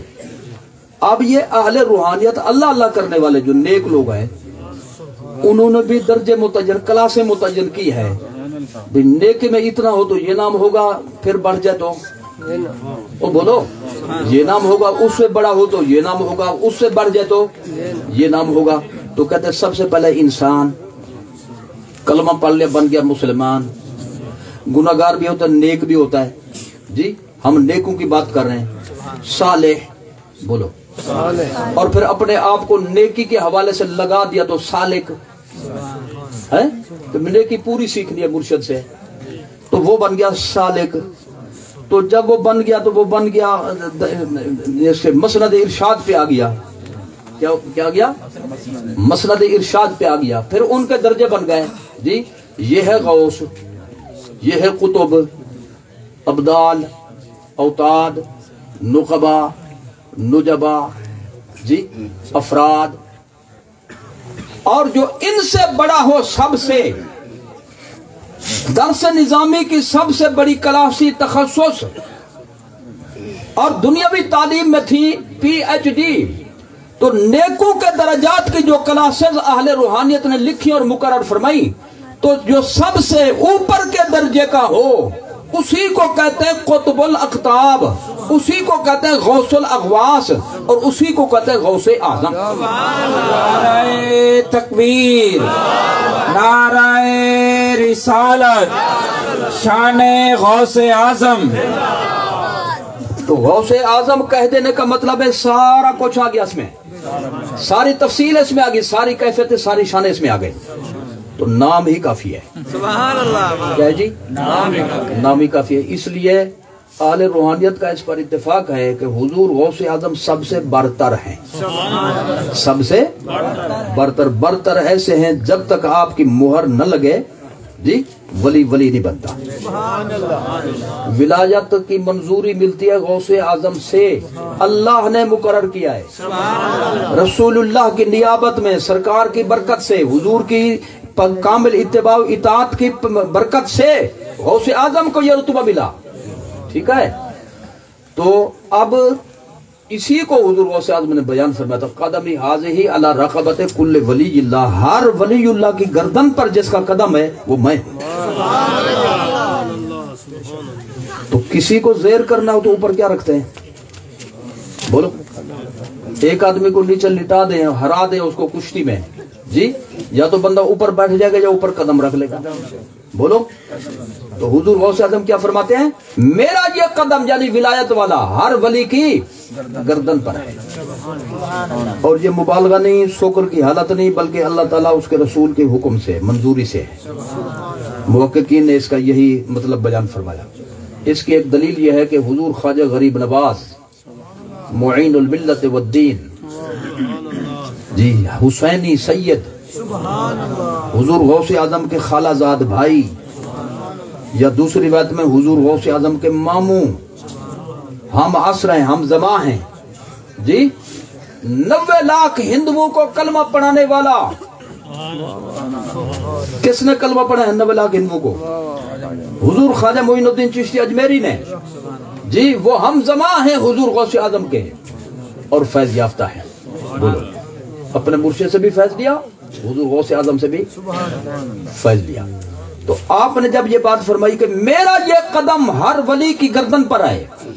حضور خواجہ اجمیری ایک جگہ پر ایک غار میں عبادت میں خلوت میں مصروف تھے، تو ولایت کے قانون سے حضور غوث اعظم کا یہ حکم سنا، سر جھکا دیا، فرمایا بل علی عینی و راسی. آپ فرماتے ہیں کہ آپ کا قدم ہر ولی کی گردن پر ہے. میں کہتا ہوں صرف میری گردن پر نہیں، میری آنکھوں پر بھی ہے، میرے سر پر بھی ہے. تو حقیقی معنی میں سمجھا، یعنی اس دور کے کاملین نے حضرت علی ہے تھی جی جو قطبیت اور غوثیت کے مقام پہ فیض تھے. حضور غوث اعظم کے ہم زماں، آپ کے فیض یافتہ، آپ کے مرید. جی وہ ایک دفعہ نیند کر رہے تھے، حضور غوث اعظم جو ہے کھڑے ہو کر ہاتھ باندھ کر کھڑے ہو گئے. جی تو تھوڑی دیر کے بعد آپ اپنی جگہ پہ تشریف فرما ہوئے. پوچھا گیا تو فرمایا کہ یہ بندہ خواب میں سرکار کی زیارت کر رہا تھا اور میں دیکھ رہا تھا اور میں کھڑا ہوا سرکار کے لیے. اتنے رتبے کے مالک حضور غوث اعظم نے جب یہ بات فرمائی ممبر اقدس پر، میرا یہ قدم ہر ولی کی گردن پر ہے، تو یہ اٹھے تھے مجمع میں، انہوں نے حضور غوث اعظم کا قدم پکڑ کر اپنی گردن پر رکھ دیا. تو میں کر کے دکھا دیتا ہوں. ٹھیک ہے. تو اللہ جس کو جو رتبہ دے اس کو ماننا فرض ہے. جو نہیں بولے گا آج میرا ان پہ قرض ہے. قرض سے ڈر گئے یہ. اب ذرا غور فرمائیں، یہ حقیقی معنی میں یہ اعلان تھا. بولو حقیقی معنی میں. ایک مزے کی بات سناتا ہوں، نیند بھی کھل جائے گی، بات بھی مکمل ہو جائے گی. آپ کا ضلع کون سا ہے؟ پچھلے میرے خیال میں یہ حیدرآباد سے ہے. وہ بولو کہاں جاگو، ذرا میں بات بتانا چاہتا ہوں. بولو. آپ رحیم یار خان سے آگے چلے جائے، آگے آ جائے گا ضلع بہاولپور. کون سا؟ تو پھر اگر یہ دوسری لائن لے لیں اچ شریف سے، آگے آ جائے گا مظفر گڑھ. بولو. مظفر گڑھ سے آگے آ جائے گا لیا. جی ضلع لیا. تو میں اس حوالے سے جو بات آپ کو نوٹ کرانا چاہتا ہوں اس پر ذرا غور فرمائیں. کیا بات چل رہی تھی؟ لیا تو ہے نا، لیا. تو میں وہی کروں، لیا جو مضمون تھا کیا چلا تھا جی، اسی لیا کے آگے ہے ڈیرہ غازی خان. بولو. ڈی جی خان جس کو کہتے ہیں، اس کی ایک تحصیل ہے توسا شریف. تحصیل توسا شریف. توسا شریف میں ایک بزرگ ہیں، اہل سنت و جماعت کے پیشوا ہیں، کاملین کا امام ہیں، حضرت شاہ سلیمان توسوی. ان کو کہتے ہیں پیر پٹھان. وہ پٹھان تھے جی. میں ان کے رتبے کو یوں عرض کرنا چاہتا ہوں، حضرت پیر مہرلی شاہ صاحب کا نام سنا ہوا ہے جی. حضرت پیر مہرلی شاہ صاحب مرید ہیں سیال شریف کے. سیال شریف والے مرید ہیں توسا شریف کے. توسا شریف والے مرید ہیں چشتیہ شریف کے. تو یہ دادا مرشد ہیں حضور حضرت پیر مہرلی شاہ صاحب کے. تو بڑے بزرگ ہیں، چھوٹی ہستی ہے. حضرت شاہ سلیمان توسوی رحمت اللہ تعالی چشتی نظامی. آپ گھر تشریف لے گئے، باہر جو ہے تو مرید کسی مسئلے پہ جو ہے نا وہ بحث کر رہے تھے جی. ریاستی زبان میں کہتے ہیں وٹکے پہ لڑے پڑے تھے ایک مسئلے پہ. وہ کہتا یوں، وہ کہتا یوں. آپ ایک پلر کی، وہ دیوار کی پلر کی ستون کی اوٹ میں کھڑے ہو گئے، سنتے رہے باتوں کو. تو بات یہ چل رہی تھی بھی حضور غوث اعظم نے جو فرمایا میرا یہ قدم ہر ولی کی گردن پر ہے. تو ایک مرید نے کہا خلیفے نے، کیا بھائی ہمارے حضرت کی گردن پر بھی ہوگا؟ دوسرا نہیں بھائی نہیں، چھوڑ دے، ہمارے حضرت کا بڑا مقام ہے جی. تو اتنی بڑی بات ہم تو نہیں کہہ سکتے، ہم تو اس کو توہین سمجھتے ہیں. حضور شاہ سلیمان توسوی تشریف لائے، فرمایا کیا بیٹھا دے بھائی. وہ ڈر گیا بندہ، کہنے لگا جی میں نے، اس نے یہ پوچھا ہے، اس نے یہ کہا ہے، یہ بات ہے. تو بھائی تم نے کیا کہا؟ وہ کہتے میں نے پوچھا کہ ہمارے مرشد کی گردن پر بھی حضور غوث اعظم کا قدم ہوگا کہ نہیں. تو یہ بولا ہے کہ بھئی ان کی کیا جرات ہے جی، ہمارے پیر کا بڑا مقام ہے، ہمارے مرشد کی گردن پر ان کا قدم نہیں ہو سکتا، ان کا بڑا مقام ہے. حضرت شاہ سلیمان توسوی تھے تو پشتو زبان، لیکن سرائکی ماحول میں سرائکی بولتے تھے. آپ کو سرائکی سمجھ آتی ہوگی تھوڑی بہت، پوری تو گلابی، اور جس طرح اردو بولتے. ایک بندہ مجھے کہتا ہے میں آپ کو ملنے کے لیے آیا تھا، گھر کہنا ہوئے. اس طرح کی ہر بولی چلتی ہے جی. تو اب حضرت شاہ سلیمان نے فرمایا کہ تم نے یہ کہا کہ بھئی ہمارے پیر کی گردن پر حضور غوث اعظم کا قدم نہیں ہو سکتا، وہ کیسے سکتا ہے، ان کا بڑا مقام ہے. آپ نے فرمایا والتا بھڑوے میں کو ولی نہ مانے دیتا. کیا فرمایا؟ وہ بولو، جن کو یہ بولے آتے وہ بولو چلو. والتا ہے بھڑوے میرے کو ولی نہ مانے تھے. بھڑوا کہتے بے شرم بے غیرت کو بے حیا کو. جی یہ بے حیا سمجھ رہے ہیں، میری شان بیان کر رہے ہیں. یہ تو مجھے ولیوں کی لسٹ سے نکال رہے ہیں. ولی ہوتا ہی وہی ہے جس کی گردن پہ غوث اعظم کا قدم. اللہ تعالیٰ نے حضور کو یہ شان عطا فرمائی. اور اہل سنت و جماعت کا عقیدہ ہے نام نبی دا چومتے اکھیاں تے لایا کر، جے کو بدھاوے مولا تو نہ گھٹایا کر. جی اور میں ایک پرکلی طور پہ ایک جملہ پیش کرتا ہوں آپ کو عملی شکل میں. چشتی وہ بھی حضور غوث اعظم کو اپنا بزرگ مانتے ہیں. نقش بندی وہ بھی پیشوا مانتے ہیں. سہروردی وہ بھی، اویسی، نظامی، صابری، سب اولیاء کرام، اہل روحانیت، سب صالحین، نیک متقی پارسا، سب کا سب یہی کہتے ہیں کہ حضور غوث اعظم کو اللہ تعالی نے بڑا رتبہ عطا فرمایا اور کسی نہ کسی ذریعے سے ان کا فیض ہم تک پہنچا. میں ایک چھوٹی سی مثال پہ بات کو ختم کر رہا ہوں. آپ نے عنوان دیا میلاد شریف و 11ویں شریف. یہ لنگر بھی ہے یا ویسے خالی 11ویں شریف؟ زور سے بولیں تسلی تو ہو. ہے گا بھائی؟ جی 11ویں شریف بولو، اب تو بولو، شوق سے بولو. 11ویں شریف حضور غوث اعظم کی 11ویں شریف، یہ ہے عرس مبارک حضور غوث اعظم کا. اس محفل میں جتنے حضرات بیٹھے ہوئے ہیں کوئی انشاءاللہ بے مرشدہ نہیں ہوگا. جو نہیں بولے گا میں یہی سمجھوں گا بھی اس کا مرشد ہے ہی نہیں. یہ تو سارے ماننے والے بیٹھے ہیں. کوئی ہوگا چشتی، کوئی ہوگا نقش بندی، کوئی ہوگا سہروردی، کوئی ہوگا قادری، بولو، کوئی نظامی، کوئی صابری، کوئی اویسی، ہے کہ نہیں؟ اب ایک حقیقت سامنے رکھیں کہ جتنے مریدین ہوں کسی کامل کے، وہ ان کا عرس مناتے ہیں. کیا کرتے ہیں؟ عرس مناتے ہیں. یہ ہمارے اندر اہل سنت و جماعت میں یہ معمول ہے بھی جس بھی بزرگ سے منسلک ہوں ان کا عرس کرتے ہیں. ایک بندہ مرید ہونے گیا پیر صاحب کے پاس، انہوں نے بیعت کیا، بندہ تھا لیا. پیر صاحب نے پوچھا بیٹے اب کب آؤ گے؟ انہوں نے حضور مجھے اجازت میں مصروف ہوں، میں ذرا جانا چاہوں گا. جاؤ تو آؤ گے کب؟ انہوں نے کہا میں ایک ہی دفعہ آپ کے عرس پہ آؤں گا. یعنی اسے یہ اندازہ نہیں تھا کہ عرس مصلی والے کا ہوتا ہے یا مزار والے کا ہوتا. لفظ سنا ہوتا بہرحال، یعنی ایسا مشہور ہے بھئی سنی جو ہے نا عرس کرتے ہیں. بولو. تو جو مرید ہوتے ہیں وہ اپنے پیر کا عرس کرتے ہیں، لیکن عرس کریں گے وہ جو مرید ہوں گے، ایک بات. دوسرا یہ کہ عرس کریں گے وہ جو مرید ہوں گے تو سال کے بعد کریں گے، وفات والی تاریخ میں، وصال والی ڈیٹ میں.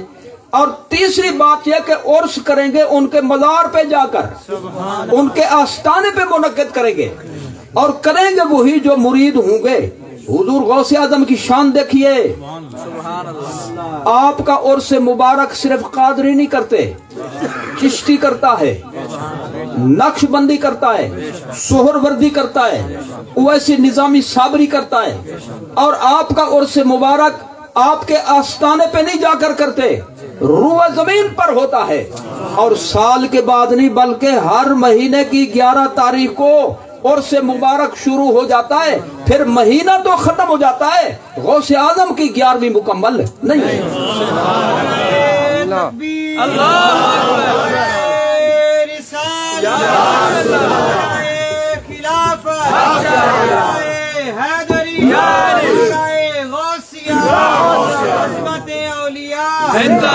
گیارہویں شریف کے لیے اتنا جملہ کافی ہے کہ یہ حضور غوث اعظم کی اپنی محفل تھی. ہر مہینے کی چاند کے حساب سے 10ویں کی شام کو 11ویں کی شب کو آپ یہ جلسہ کرتے تھے. 150 بندے نہیں ہوتے تھے، 70 ہزار ہوتے تھے. اس میں خطاب ہوتا، لاجواب ہوتا، تقریر ہوتی، دل پذیر ہوتی، بیان ہوتا تو ذی شان ہوتا. غوثی لنگر ہوتا جی، ذکر اذکار کی تلقین ہوتی، فیض لینے والے فیض لیتے. تو یہ محفل حضور غوث اعظم کی ظاہری زندگی میں 11ویں شریف کے نام سے مشہور تھی. اور پھر قدرت کا فیصلہ جب آپ کا وصال ہوا تو صحیح تحقیق کے مطابق جی ربیع الثانی کی 11ویں تاریخ کو ہوئی آپ کی وفات. بولو. تو پھر جو آپ کے ماننے والے تھے انہوں نے اس محفل کو جاری رکھا ظاہری زندگی میں بھی اور آپ کے وصال کے بعد بھی. اس زمانے سے جو چلی ہے الحمدللہ آج تک یہ محفل جاری ہے.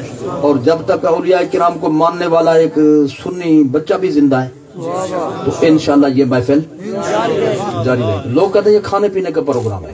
کیا جی؟ کھانے پینے پکاتے ہیں، کھانے پکاتے ہیں، زردہ پلاؤ جی اور یہ کھیر پکاتے ہیں. تو یہ بس پیٹ کا مسئلہ ہے. کس کا؟ یہ غلط رنگ دیتے ہیں، یعنی مذاق اڑاتے ہیں. کیا کرتے ہیں؟ یاد رکھیے قربانی سنت عظیمہ ہے، قربانی. لیکن ایک فرقہ موجود ہے جو کہتے ہیں کروڑوں جانوروں کو ضائع کر دیتے ہیں یہ لوگ. وہ کہتے ہیں یہ پیٹ پوجا کا پروگرام ہے قربانی کرنا گوشت کھانے کے لیے. ایمان سے بتاؤ آپ کس نیت سے قربانی کرتے ہو؟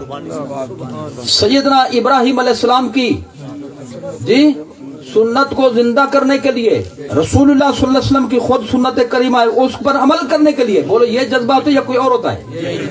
ہمت کرو. اگر یہ پیٹ کا مسئلہ ہوتا تو شریعت یہ نہ کہتی بھی 3 حصے کرو. بولو. تو شریعت نے کیا فرمایا؟ ایک حصہ غریبوں کے لیے، ایک حصہ ہمسائیوں کے لیے، ایک حصہ خود رکھو جی. اور اس کو کار ثواب کرا دیا. تو یہ پیٹ کا مسئلہ نہیں، یہ صرف چونکہ ان کے پاس کوئی دلیل تھی نہیں لہذا لوگوں کو جو ہے نا وہ گمراہ کرنے کے لیے یہ اس کو غلط رنگ دیا. اب ہم جو کرتے ہیں یہ کرتے ہیں حضور غوث اعظم کی روحانیت کو خوش کرنے کے لیے. اور آپ نے جو ہمیں فیض پہنچایا اس کے شکریہ میں ایصال ثواب کا تحفہ پیش کرنے کے لیے. حل جزاء الاحسان الا الاحسان، جو نیکی کرے اس کے ساتھ نیکی کرو. حضور غوث اعظم نے ہمیں اللہ تک پہنچایا، اس کے رسول کی محبت کے جام پلائے، گمراہوں کو انہوں نے ہدایت عطا فرمائی. کائنات کے روح زمین کے کونے کونے پر آپ نے جی اپنی قرآن و سنت والی اسلام اور دین والی تعلیمات کو آپ نے ایسا پھیلایا کہ آپ کی وفات 6 صدی ہجری کے آخر میں آئے، لیکن صدیاں بیت جانے کے باوجود ایسے لگتا ہے جیسے کل وصال ہوا. تو ہم کرتے ہیں بھئی ایصال ثواب کی غرض سے. بولو کرتے نہیں کرتے؟ دلیل یہ ہے کہ ہم تبرک سمجھتے ہیں. ہمت کرو. تو اگر یعنی زیادہ نہ پکا ہوا کھانا ایصال ثواب کا 11ویں شریف کا تو تھوڑا سا جلیبی کا ذرا بھی مل جائے تو ہم اس کو بڑی خوشی سے لیتے ہیں. لیکن یہ نہیں بھی ذرا دے کر خوش کر دو، ان کو دینا بہت ہے. تو اب ذرا توجہ فرمائیں. تو یہ ہم اس جذبے کے تحت کرنا. لیکن لوگ جو کہ 11ویں کو مانتے نہیں لہذا اور دلیل تو ہے نہیں ان کے پاس، لہذا یہ جو ہے نا گمراہ کرنے کے لیے کہتے ہیں پیٹ کا مسئلہ ہے. بھائی وہ بھی پیٹ کا مسئلہ ہے تو ذرا چوک میں کھڑے ہو کر پیٹ کی پیمائش تو کرو. بڑے پیٹ کس کے ہیں؟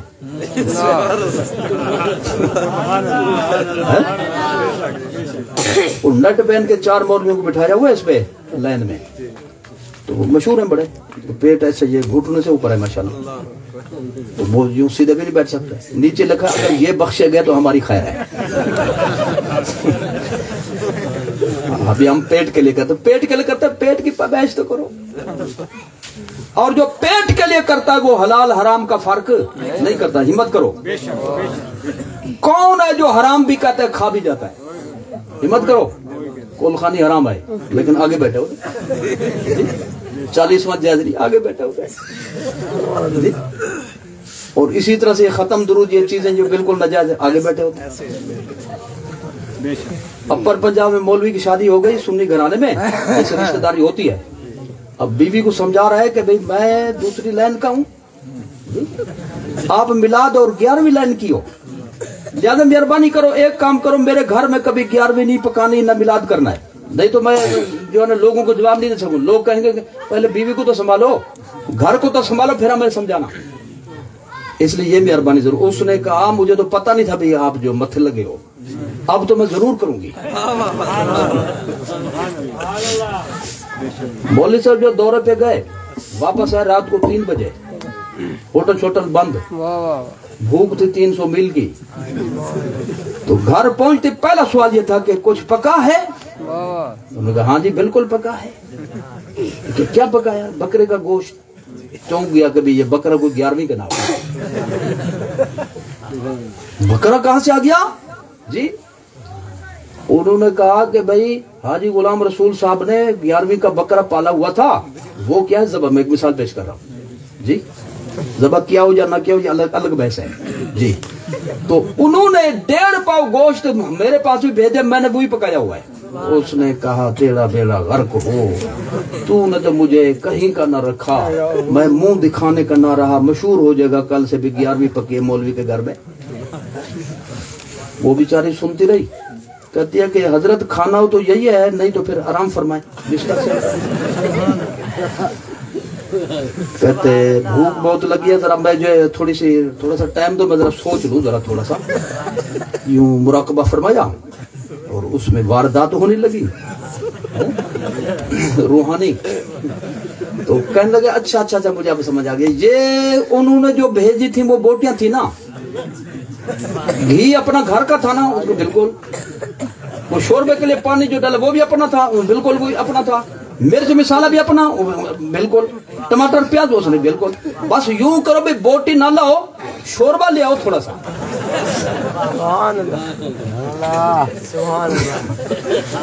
उसने जो ऐसे वो टेढ़ा किया हांडी को और वो शोरबा लेने लगी, तो कुछ बोटियां होती हैं कमजोर जो तैर रही होती, तो वो आ गया है, वो उसको चमचे से पीछे करे। मौलाना देख रहे तो उसमें जो खुद आना चाहे उसको ना रोक। भाई ये क्या तमाशा भी, हराम है तो ना खाओ, हिम्मत करो। हराम भी कहते हो फिर खा भी जाते हो, ये होता है पेट, हिम्मत करो। तो हम हैं नबी वली वाले, जो पेट वाला है उसको पेट की फिक्र है जी। हमारा इससे कोई सियासी मकसद नहीं होता। नबी की हम तारीफ करते हैं रब को खुश करने के लिए, वली की तारीफ करते हैं, वली खुदा का दोस्त होता है खुदा को खुश करने। और ये निस्बतें काम आएंगी, दुनिया में काम आती हैं, कब्र में भी आखिरत में भी। आड़े वक्त में जब कोई काम नहीं है ये काम आएंगे जी। और अल्लाह ताला ने बहुत सी मिसालें पैदा फरमा दी हमारे सामने, निस्बत का फायदा होता है। अजमत आबाद बताया, कुरान शरीफ जो है गिलाफ के बगैर नहीं रखा जाता, ऊपर गिलाफ होता है। यहाँ भी रिवाज है, आजकल ये रिवाज पड़ गया भी कुरान शरीफ गिलाफ नहीं देते, ये बेअदबी है। कुरान की ताजीम फर्ज है जी, इसका एहतराम जरूरी है, लिहाजा एहतराम के पेश नजर गिलाफ जरूर होना चाहिए ताकि दूसरी किताबों से फर्क हो। मैं पूछना चाहता हूँ, कुरान शरीफ को जब उठाओगे पढ़ने के लिए तो चूमते हो कि नहीं चूमते? चूमना चाहिए कि नहीं? हजरत अमीरुल मोमिनीन सैयदना उस्मान गनी जिन्नूरैन चूमते थे कुरान को। सरकार के दामाद हैं, डबल दामाद, जलील कद्र साहबी, खलीफा सोम और हुजूर की हकीकी फूफीजाद बहन के बेटे भांजे हुए हुजूर पे। बोलो कितना बड़ी शान है। इन्ना लिकुल्लि नबिय्यिन रफीकन व रफीकी यानी फिल जन्नत उस्मान। फरमाया हर नबी का जन्नत में कोई ना कोई खुसूसी साथी होगा, मेरा साथी उस्मान होगा। अलैकुम बिसुन्नती व सुन्नतिल खुलफाए राशिदीन, मेरी सुन्नत को भी लाजिम पकड़ो और मेरे खुलफाए राशिदीन की सुन्नत को भी लाजिम पकड़ो। और हजरत उस्मान गनी खलीफे राशिद है, इस 4 यार जन को कहते हैं, कहते नहीं कहते? तो आप कुरान शरीफ जब उठाते तो पहले चूमते थे फिर खोल कर पढ़ते थे। चूमना चाहिए नहीं चूमना चाहिए? चूमोगे कि नहीं? मैं पूछना चाहता हूं, जब चूमोगे गिलाफ हटाकर चूमोगे या गिलाफ के समेत? जी आपको ये कपड़ा ऊपर लगे ये अलग चीज है, कुरान अलग चीज है, ऐसा कोई नहीं करता, बल्कि गिलाफ समेत कुरान को चूमा जाता है। ये गिलाफ कोई जन्नत से तो नहीं आया, अर्श से तो नीचे नहीं गिराया गया, 7वें आसमान से हजरत जिब्रील अलैहिस्सलाम ने नीचे नहीं फेंका, बल्कि वही कपड़े का टुकड़ा है जो आप दुकान पे गए, सूट खरीदा, सिलाई कराया, एक टुकड़ा बच गया, भाई किसी काम का नहीं, चलो कुरान का गिलाफ बना दो, है? तो अब सुबह उठकर कोई अपनी टोपी को नहीं चूमता, कमीज के बोसे नहीं लेता जी, पगड़ी को नहीं चूम रहा होता जी, लेकिन कुरान के साथ जो कपड़ा लगा हुआ है जब भी उठाएंगे उसको चूमेंगे। आखिर उसकी शान क्यों बनी? कुरान के साथ जो लग गया, ये निस्बत की बरकत है। तो आम सा कपड़ा था, कुरान से लग गया तो वो आम नहीं रहा। तो इसी तरह जो अल्लाह के खास बंदे होते हैं, जो उनका नौकर बन जाए, जो उनका गुलाम बन जाए, जो उनका इरादतमंद बन जाए, वो भी किसी खाते में पड़ जाता है। तो ये निस्बत के फायदे होते हैं जी। कश्ती जो होती है दरिया में तैरती हुई, देखी कभी आपने जी? जिसने देखे भाई इनको दिखा दीजिएगा कल दरिया पे ले जाकर। तो कश्ती बनी होती है लकड़ी की, बोलो, उसको मेखें होती है कश्ती को जोड़ने के लिए, मोटी मोटी 5-5 किलो की, कड़े होते हैं उसको बड़े बड़े, रस्सा बांधने के लिए, होते कि नहीं होते? मैं पूछना चाहता हूँ, छोटी सी सुई भी हो, पानी में डालो तो तैरेगी नहीं, लेकिन 5 किलो का जो कीला है, मेख है, और ये कड़ा है 10 किलो का, वो तैर रहा है पानी के अंदर, लेकिन खुद नहीं बल्कि तैरने वाले के साथ जब लग गया जी, फट्टे जब तैरे तो वो लोहे के डूबने वाली मेखें भी तैरने लग गई। तो खुदा ने ये हमारे मिसाल हमें दी मसला समझाने के लिए। डूबने वालों, अगर डूबने से बचना चाहते हो, अगर चाहते हो शैतान तुम्हारी मत न मार दे, तो आओ गौसे आजम के दामन में छुप जाओ, ख्वाजा गरीब नवाज के गुलाम बन जाओ जी। मेरी निस्बत वालों से निस्बत कायम कर दो, जहां इन पर बारिश होगी, एक कतरा तुम्हें मिल गया तो तुम्हारा भी बेड़ा पार। इस जज्बे के साथ हम 11वीं शरीफ करते हैं। और ये मौलवी कहते हैं, ये सुन्नी कहते हैं भाई अगर 11वीं ना दी तो भैंस मर जाएगी जी, 11वीं ना दी तो भैंस मर जाएगी। हमने कभी कहा है? हमने कभी नहीं कहा जी। हमने ये कहा अगर 11वीं दी और दूध को इस्तेमाल किया तो बरकत हो जाएगी, और भैंस की भी जिंदगी है, उसने भी मरना है किसी न किसी दिन। आगे समझ में? तो अल्लाह ताला अपने महबूबों की बरकत से बड़ी बड़ी मुश्किलें आसान कर देता है। हदीस शरीफ में है कि रात को अल्लाह ताला का अजाब हर रात जमीन पे आता है। अल्लाह ताला का अजाब जमीन पे हर रात आता है, लेकिन जब नजर आते हैं मुसल्ले पर बैठने वाले हुजूर के गुलाम जी, बिस्तर छोड़कर, नींद छोड़कर मस्जिदों को आबाद करने वाले, तो अजाब इनको देखकर टल जाता है। बारिश बरसती है वलियों के सदके में, मुसीबतें टलती हैं इनके सदके में, कब्र आसान होगी इनके सदके में, मैदान महशर में आसानी मिलेगी इनके सदके में। तो इंशाअल्लाह जी, किसी का पार हो ना हो, सुन्नियों का बेड़ा पार है, ठीक है? तो लिहाजा मेरे साथ वादा करो भी मिलाद मनाना भी अहले सुन्नत व जमात का खासा है, 11वीं करना भी अहले सुन्नत व जमात की पहचान है। लिहाजा कुछ हो जाए, मिलाद भी नहीं छोड़ोगे, 11वीं भी नहीं छोड़ोगे। ये पिछले जो नहीं बोल रहे ये बैठ रहे हैं, बाकी चले जाओ, आपको छुट्टी है, मैं इनको 1 घंटा और बयान करता हूँ। जल्दी जल्दी वादा करो मेरे साथ, हिम्मत करो, ना मिलाद छोड़ेंगे ना 11वीं छोड़ेंगे, ठीक है? और इधर उधर नहीं जाएंगे जी। 2 रंगी छोड़ दे, यक रंग हो जा, या सरासर मूम हो जा, या सरासर संग हो जा। इधर भी रहे शैतान भी राजी हो, रहमान भी राजी, हर जगह नहीं। मसलक जो हक है वो है अहले सुन्नत व जमात, इसी पर रहना कामयाबी है। तो लिहाजा ये वादा करो भी सुन्नी रहेंगे, सुन्नी बनकर, और जो इधर उधर जाता है वैसे भी मार खाता है। चौधरी साहब के पास भी जाए, मलिक साहब के पास भी जाए जी, जाम साहब के भी पास जाए, वो अलहदा को उम्मीदवार है वोटों में, वो अलहदा है, वो सबके साथ दोस्ती हो, सारे कहेंगे भी ये पता नहीं किसके साथ है, दोगला था, बचो इससे, क्या करो?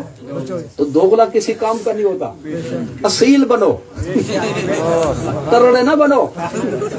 हाँ जी। और जो इधर उधर जाता है वो मारे खाता है हमेशा, ایک بات سنا دوں تو بالکل آپ کی تھکن اتر جائے گی. اتاروں؟ پرانے زمانے میں بندے نے کیا سفر کسی سے مشورہ لیا, بھائی میں نے سفر پہ جانا ہے تو میں کیا کروں, پیدل سفر کرنا ہے, ایسی کوئی طریقہ بتاؤ کہ بھی میں سفر آسانی سے میرا نبڑ جائے. اس نے کہا نیک لوگوں کے پاس جاتے ہیں, ان کے پاس جاؤ, ذرا کوئی سیکھو کوئی چیز ان سے. یہ بندے جب چل رہے ہیں نا تو کوئی نہ کوئی چیز پڑھ رہے ہوتے ہیں, گانا گا رہے ہوتے ہیں, یا کوئی نعت کھائیں تو وہ شعر پر قاری صاحب تو آیت پڑھ رہا ہوتا ہے. ٹھیک ہے, تو اب وہ بزرگ کے پاس گیا, بزرگ نے کہا بیٹے تم اللہ اللہ کرتے جاؤ. کیا کرو؟ اس نے کہا اچھی بات ہے. چل پڑا. گندم کا سیزن تھا, فصل بالکل پکی ہوئی تھی. وہ موسم تھی جس میں بٹیرے زیادہ ہوتے ہیں, اور جب بٹیرے زیادہ ہیں تو بٹیرے کے شکاری بھی جو ہے نا جال لے کر پہنچ جاتے ہیں. انہوں نے جال بچھایا ہوتا, یہ کہہ رہا تھا اللہ ہو اللہ ہو اللہ ہو. بول دو ذرا سب بول.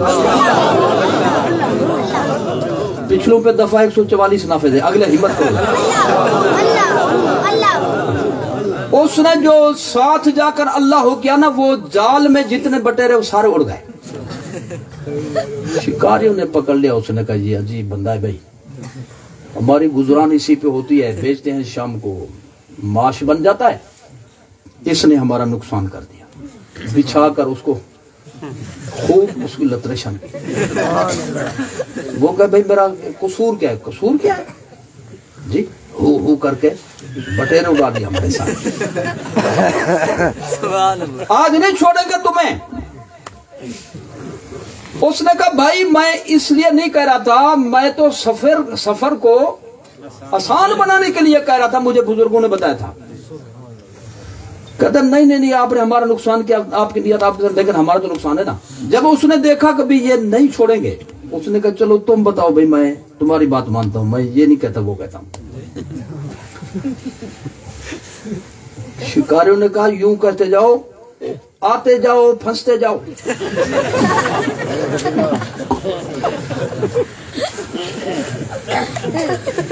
آدھے مجمع تک پہنچ گئے. آتے جاؤ. اب اللہ چھوڑ دیا. اب کہتا ہے آتے جاؤ پھنستے جاؤ, آتے جاؤ پھنستے جاؤ, آتے جاؤ پھنستے جاؤ. آگے آ رہے تھے چور چوری کر کے, ان سے قریب گزرتے ہوئے کیا کہتا ہے بھائی؟ آتے جاؤ پھنستے جاؤ. انہوں نے پکڑ کر ایک مار دی. بھائی جاسوس ہے بھی, پہلے اس کی تو ملی پڑھو. جب اس نے مار کھائی تو کہتا یار میں نے تو اس کے کہنے پہ کہا تھا, تو آپ مجھے چھوڑ دیں مہربانی. چلو جیسے کہو کہ میں آپ کے کہنا مانتا ہوں, بتاؤ میں کیا کہوں. انہوں نے کہا یہ رکھ دو اور لے آؤ. کیا کرو؟ یہ رکھ دو. اب بولیے ذکر اس کا, یہ رکھو اور لے آؤ, یہ رکھو اور. آگے آ رہا تھا جنازہ. ان کے ساتھ کہتے ہیں یہ رکھو. انہوں نے کہا بھی قیامت برپا ہے ہمارے ہاں, اس بےمان کو دیکھو, خبیث بندے کو. یہ کہتا ہے یہ رکھ دو اور لے آؤ. اس کو دکھ نہ انا للہ پڑھتے نا, افسوس کرتا ہے. انہوں نے بھی جنازہ رکھنا, چل پہلے اس کی خدمت کرتے ہیں, جنازہ بعد میں پڑھیں. وہ خوب لتریشن کی, مرنے کی مار دی. تو ان سے کہنے لگا چلو تم بتاؤ.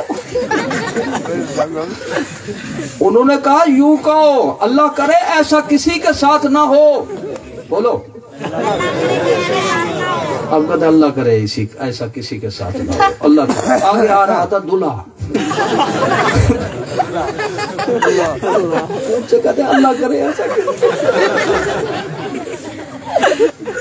انہوں نے کہا بھی یہ تویز کرنے والوں نہ پکڑو. انہوں نے بھی مار دے دی. اب وہ ڈر گیا. اس نے کہا بھی میں اگر ان سے کوئی پوچھتا ہوں نا, آگے کی بس اس نے برداشت کی, مار کھا لی. شام کو پہنچا ماسی کے گھر, نہ کھانا کھائے نہ پانی پیے. تو وہ تو ہڈیاں تو ٹوٹی ہوئی تھی, تو پاسا بدلے تو کہے دھاڑ ہوئی. ماسی کے بیٹا کیا بات ہے؟ بات نہ پوچھو. جب اس نے قصہ سنا ہے, اس نے کہا کہ بھی ہر ایک کی کیوں سنی تھی, ہمت کرو. پہلے کی بات کو پلے باندھتا پہلی سیڑھی مشکل ہوتی ہے، آگے آسانی ہوتی۔ تو مسئلہ کہ اہل سنت میں تھوڑی سی غریبی ہے، تھوڑی سی مشکلات ہوں گی، لیکن آگے بیڑے پار ہیں۔ تو اس لیے میں نے مثال نہیں سنائی، آپ کو جگا کر آپ کی طرف بات منتقل کی ہے۔ ہر پاسے نہ جاؤ، نبی کی ایسی غلامی اختیار کرو، غوث اعظم کے ایسے نوکر بن جاؤ کہ ادھر ادھر جانے کی خواہش ہی نہ ہو۔ تو لہذا یہ وعدہ کرو سنی رہو گے، سنی جیو گے۔ میں یہ نہ بیان کرتا نا، ہاتھ نہ کھڑا کرتے ہو، آپ دیکھیں سارے یوں کر رہے ہیں۔ اب یہ بھی یقین ہو گیا نا کہ تقریر ختم ہو رہی ہے، چلیے اوپر اٹھے سلام پڑے گا۔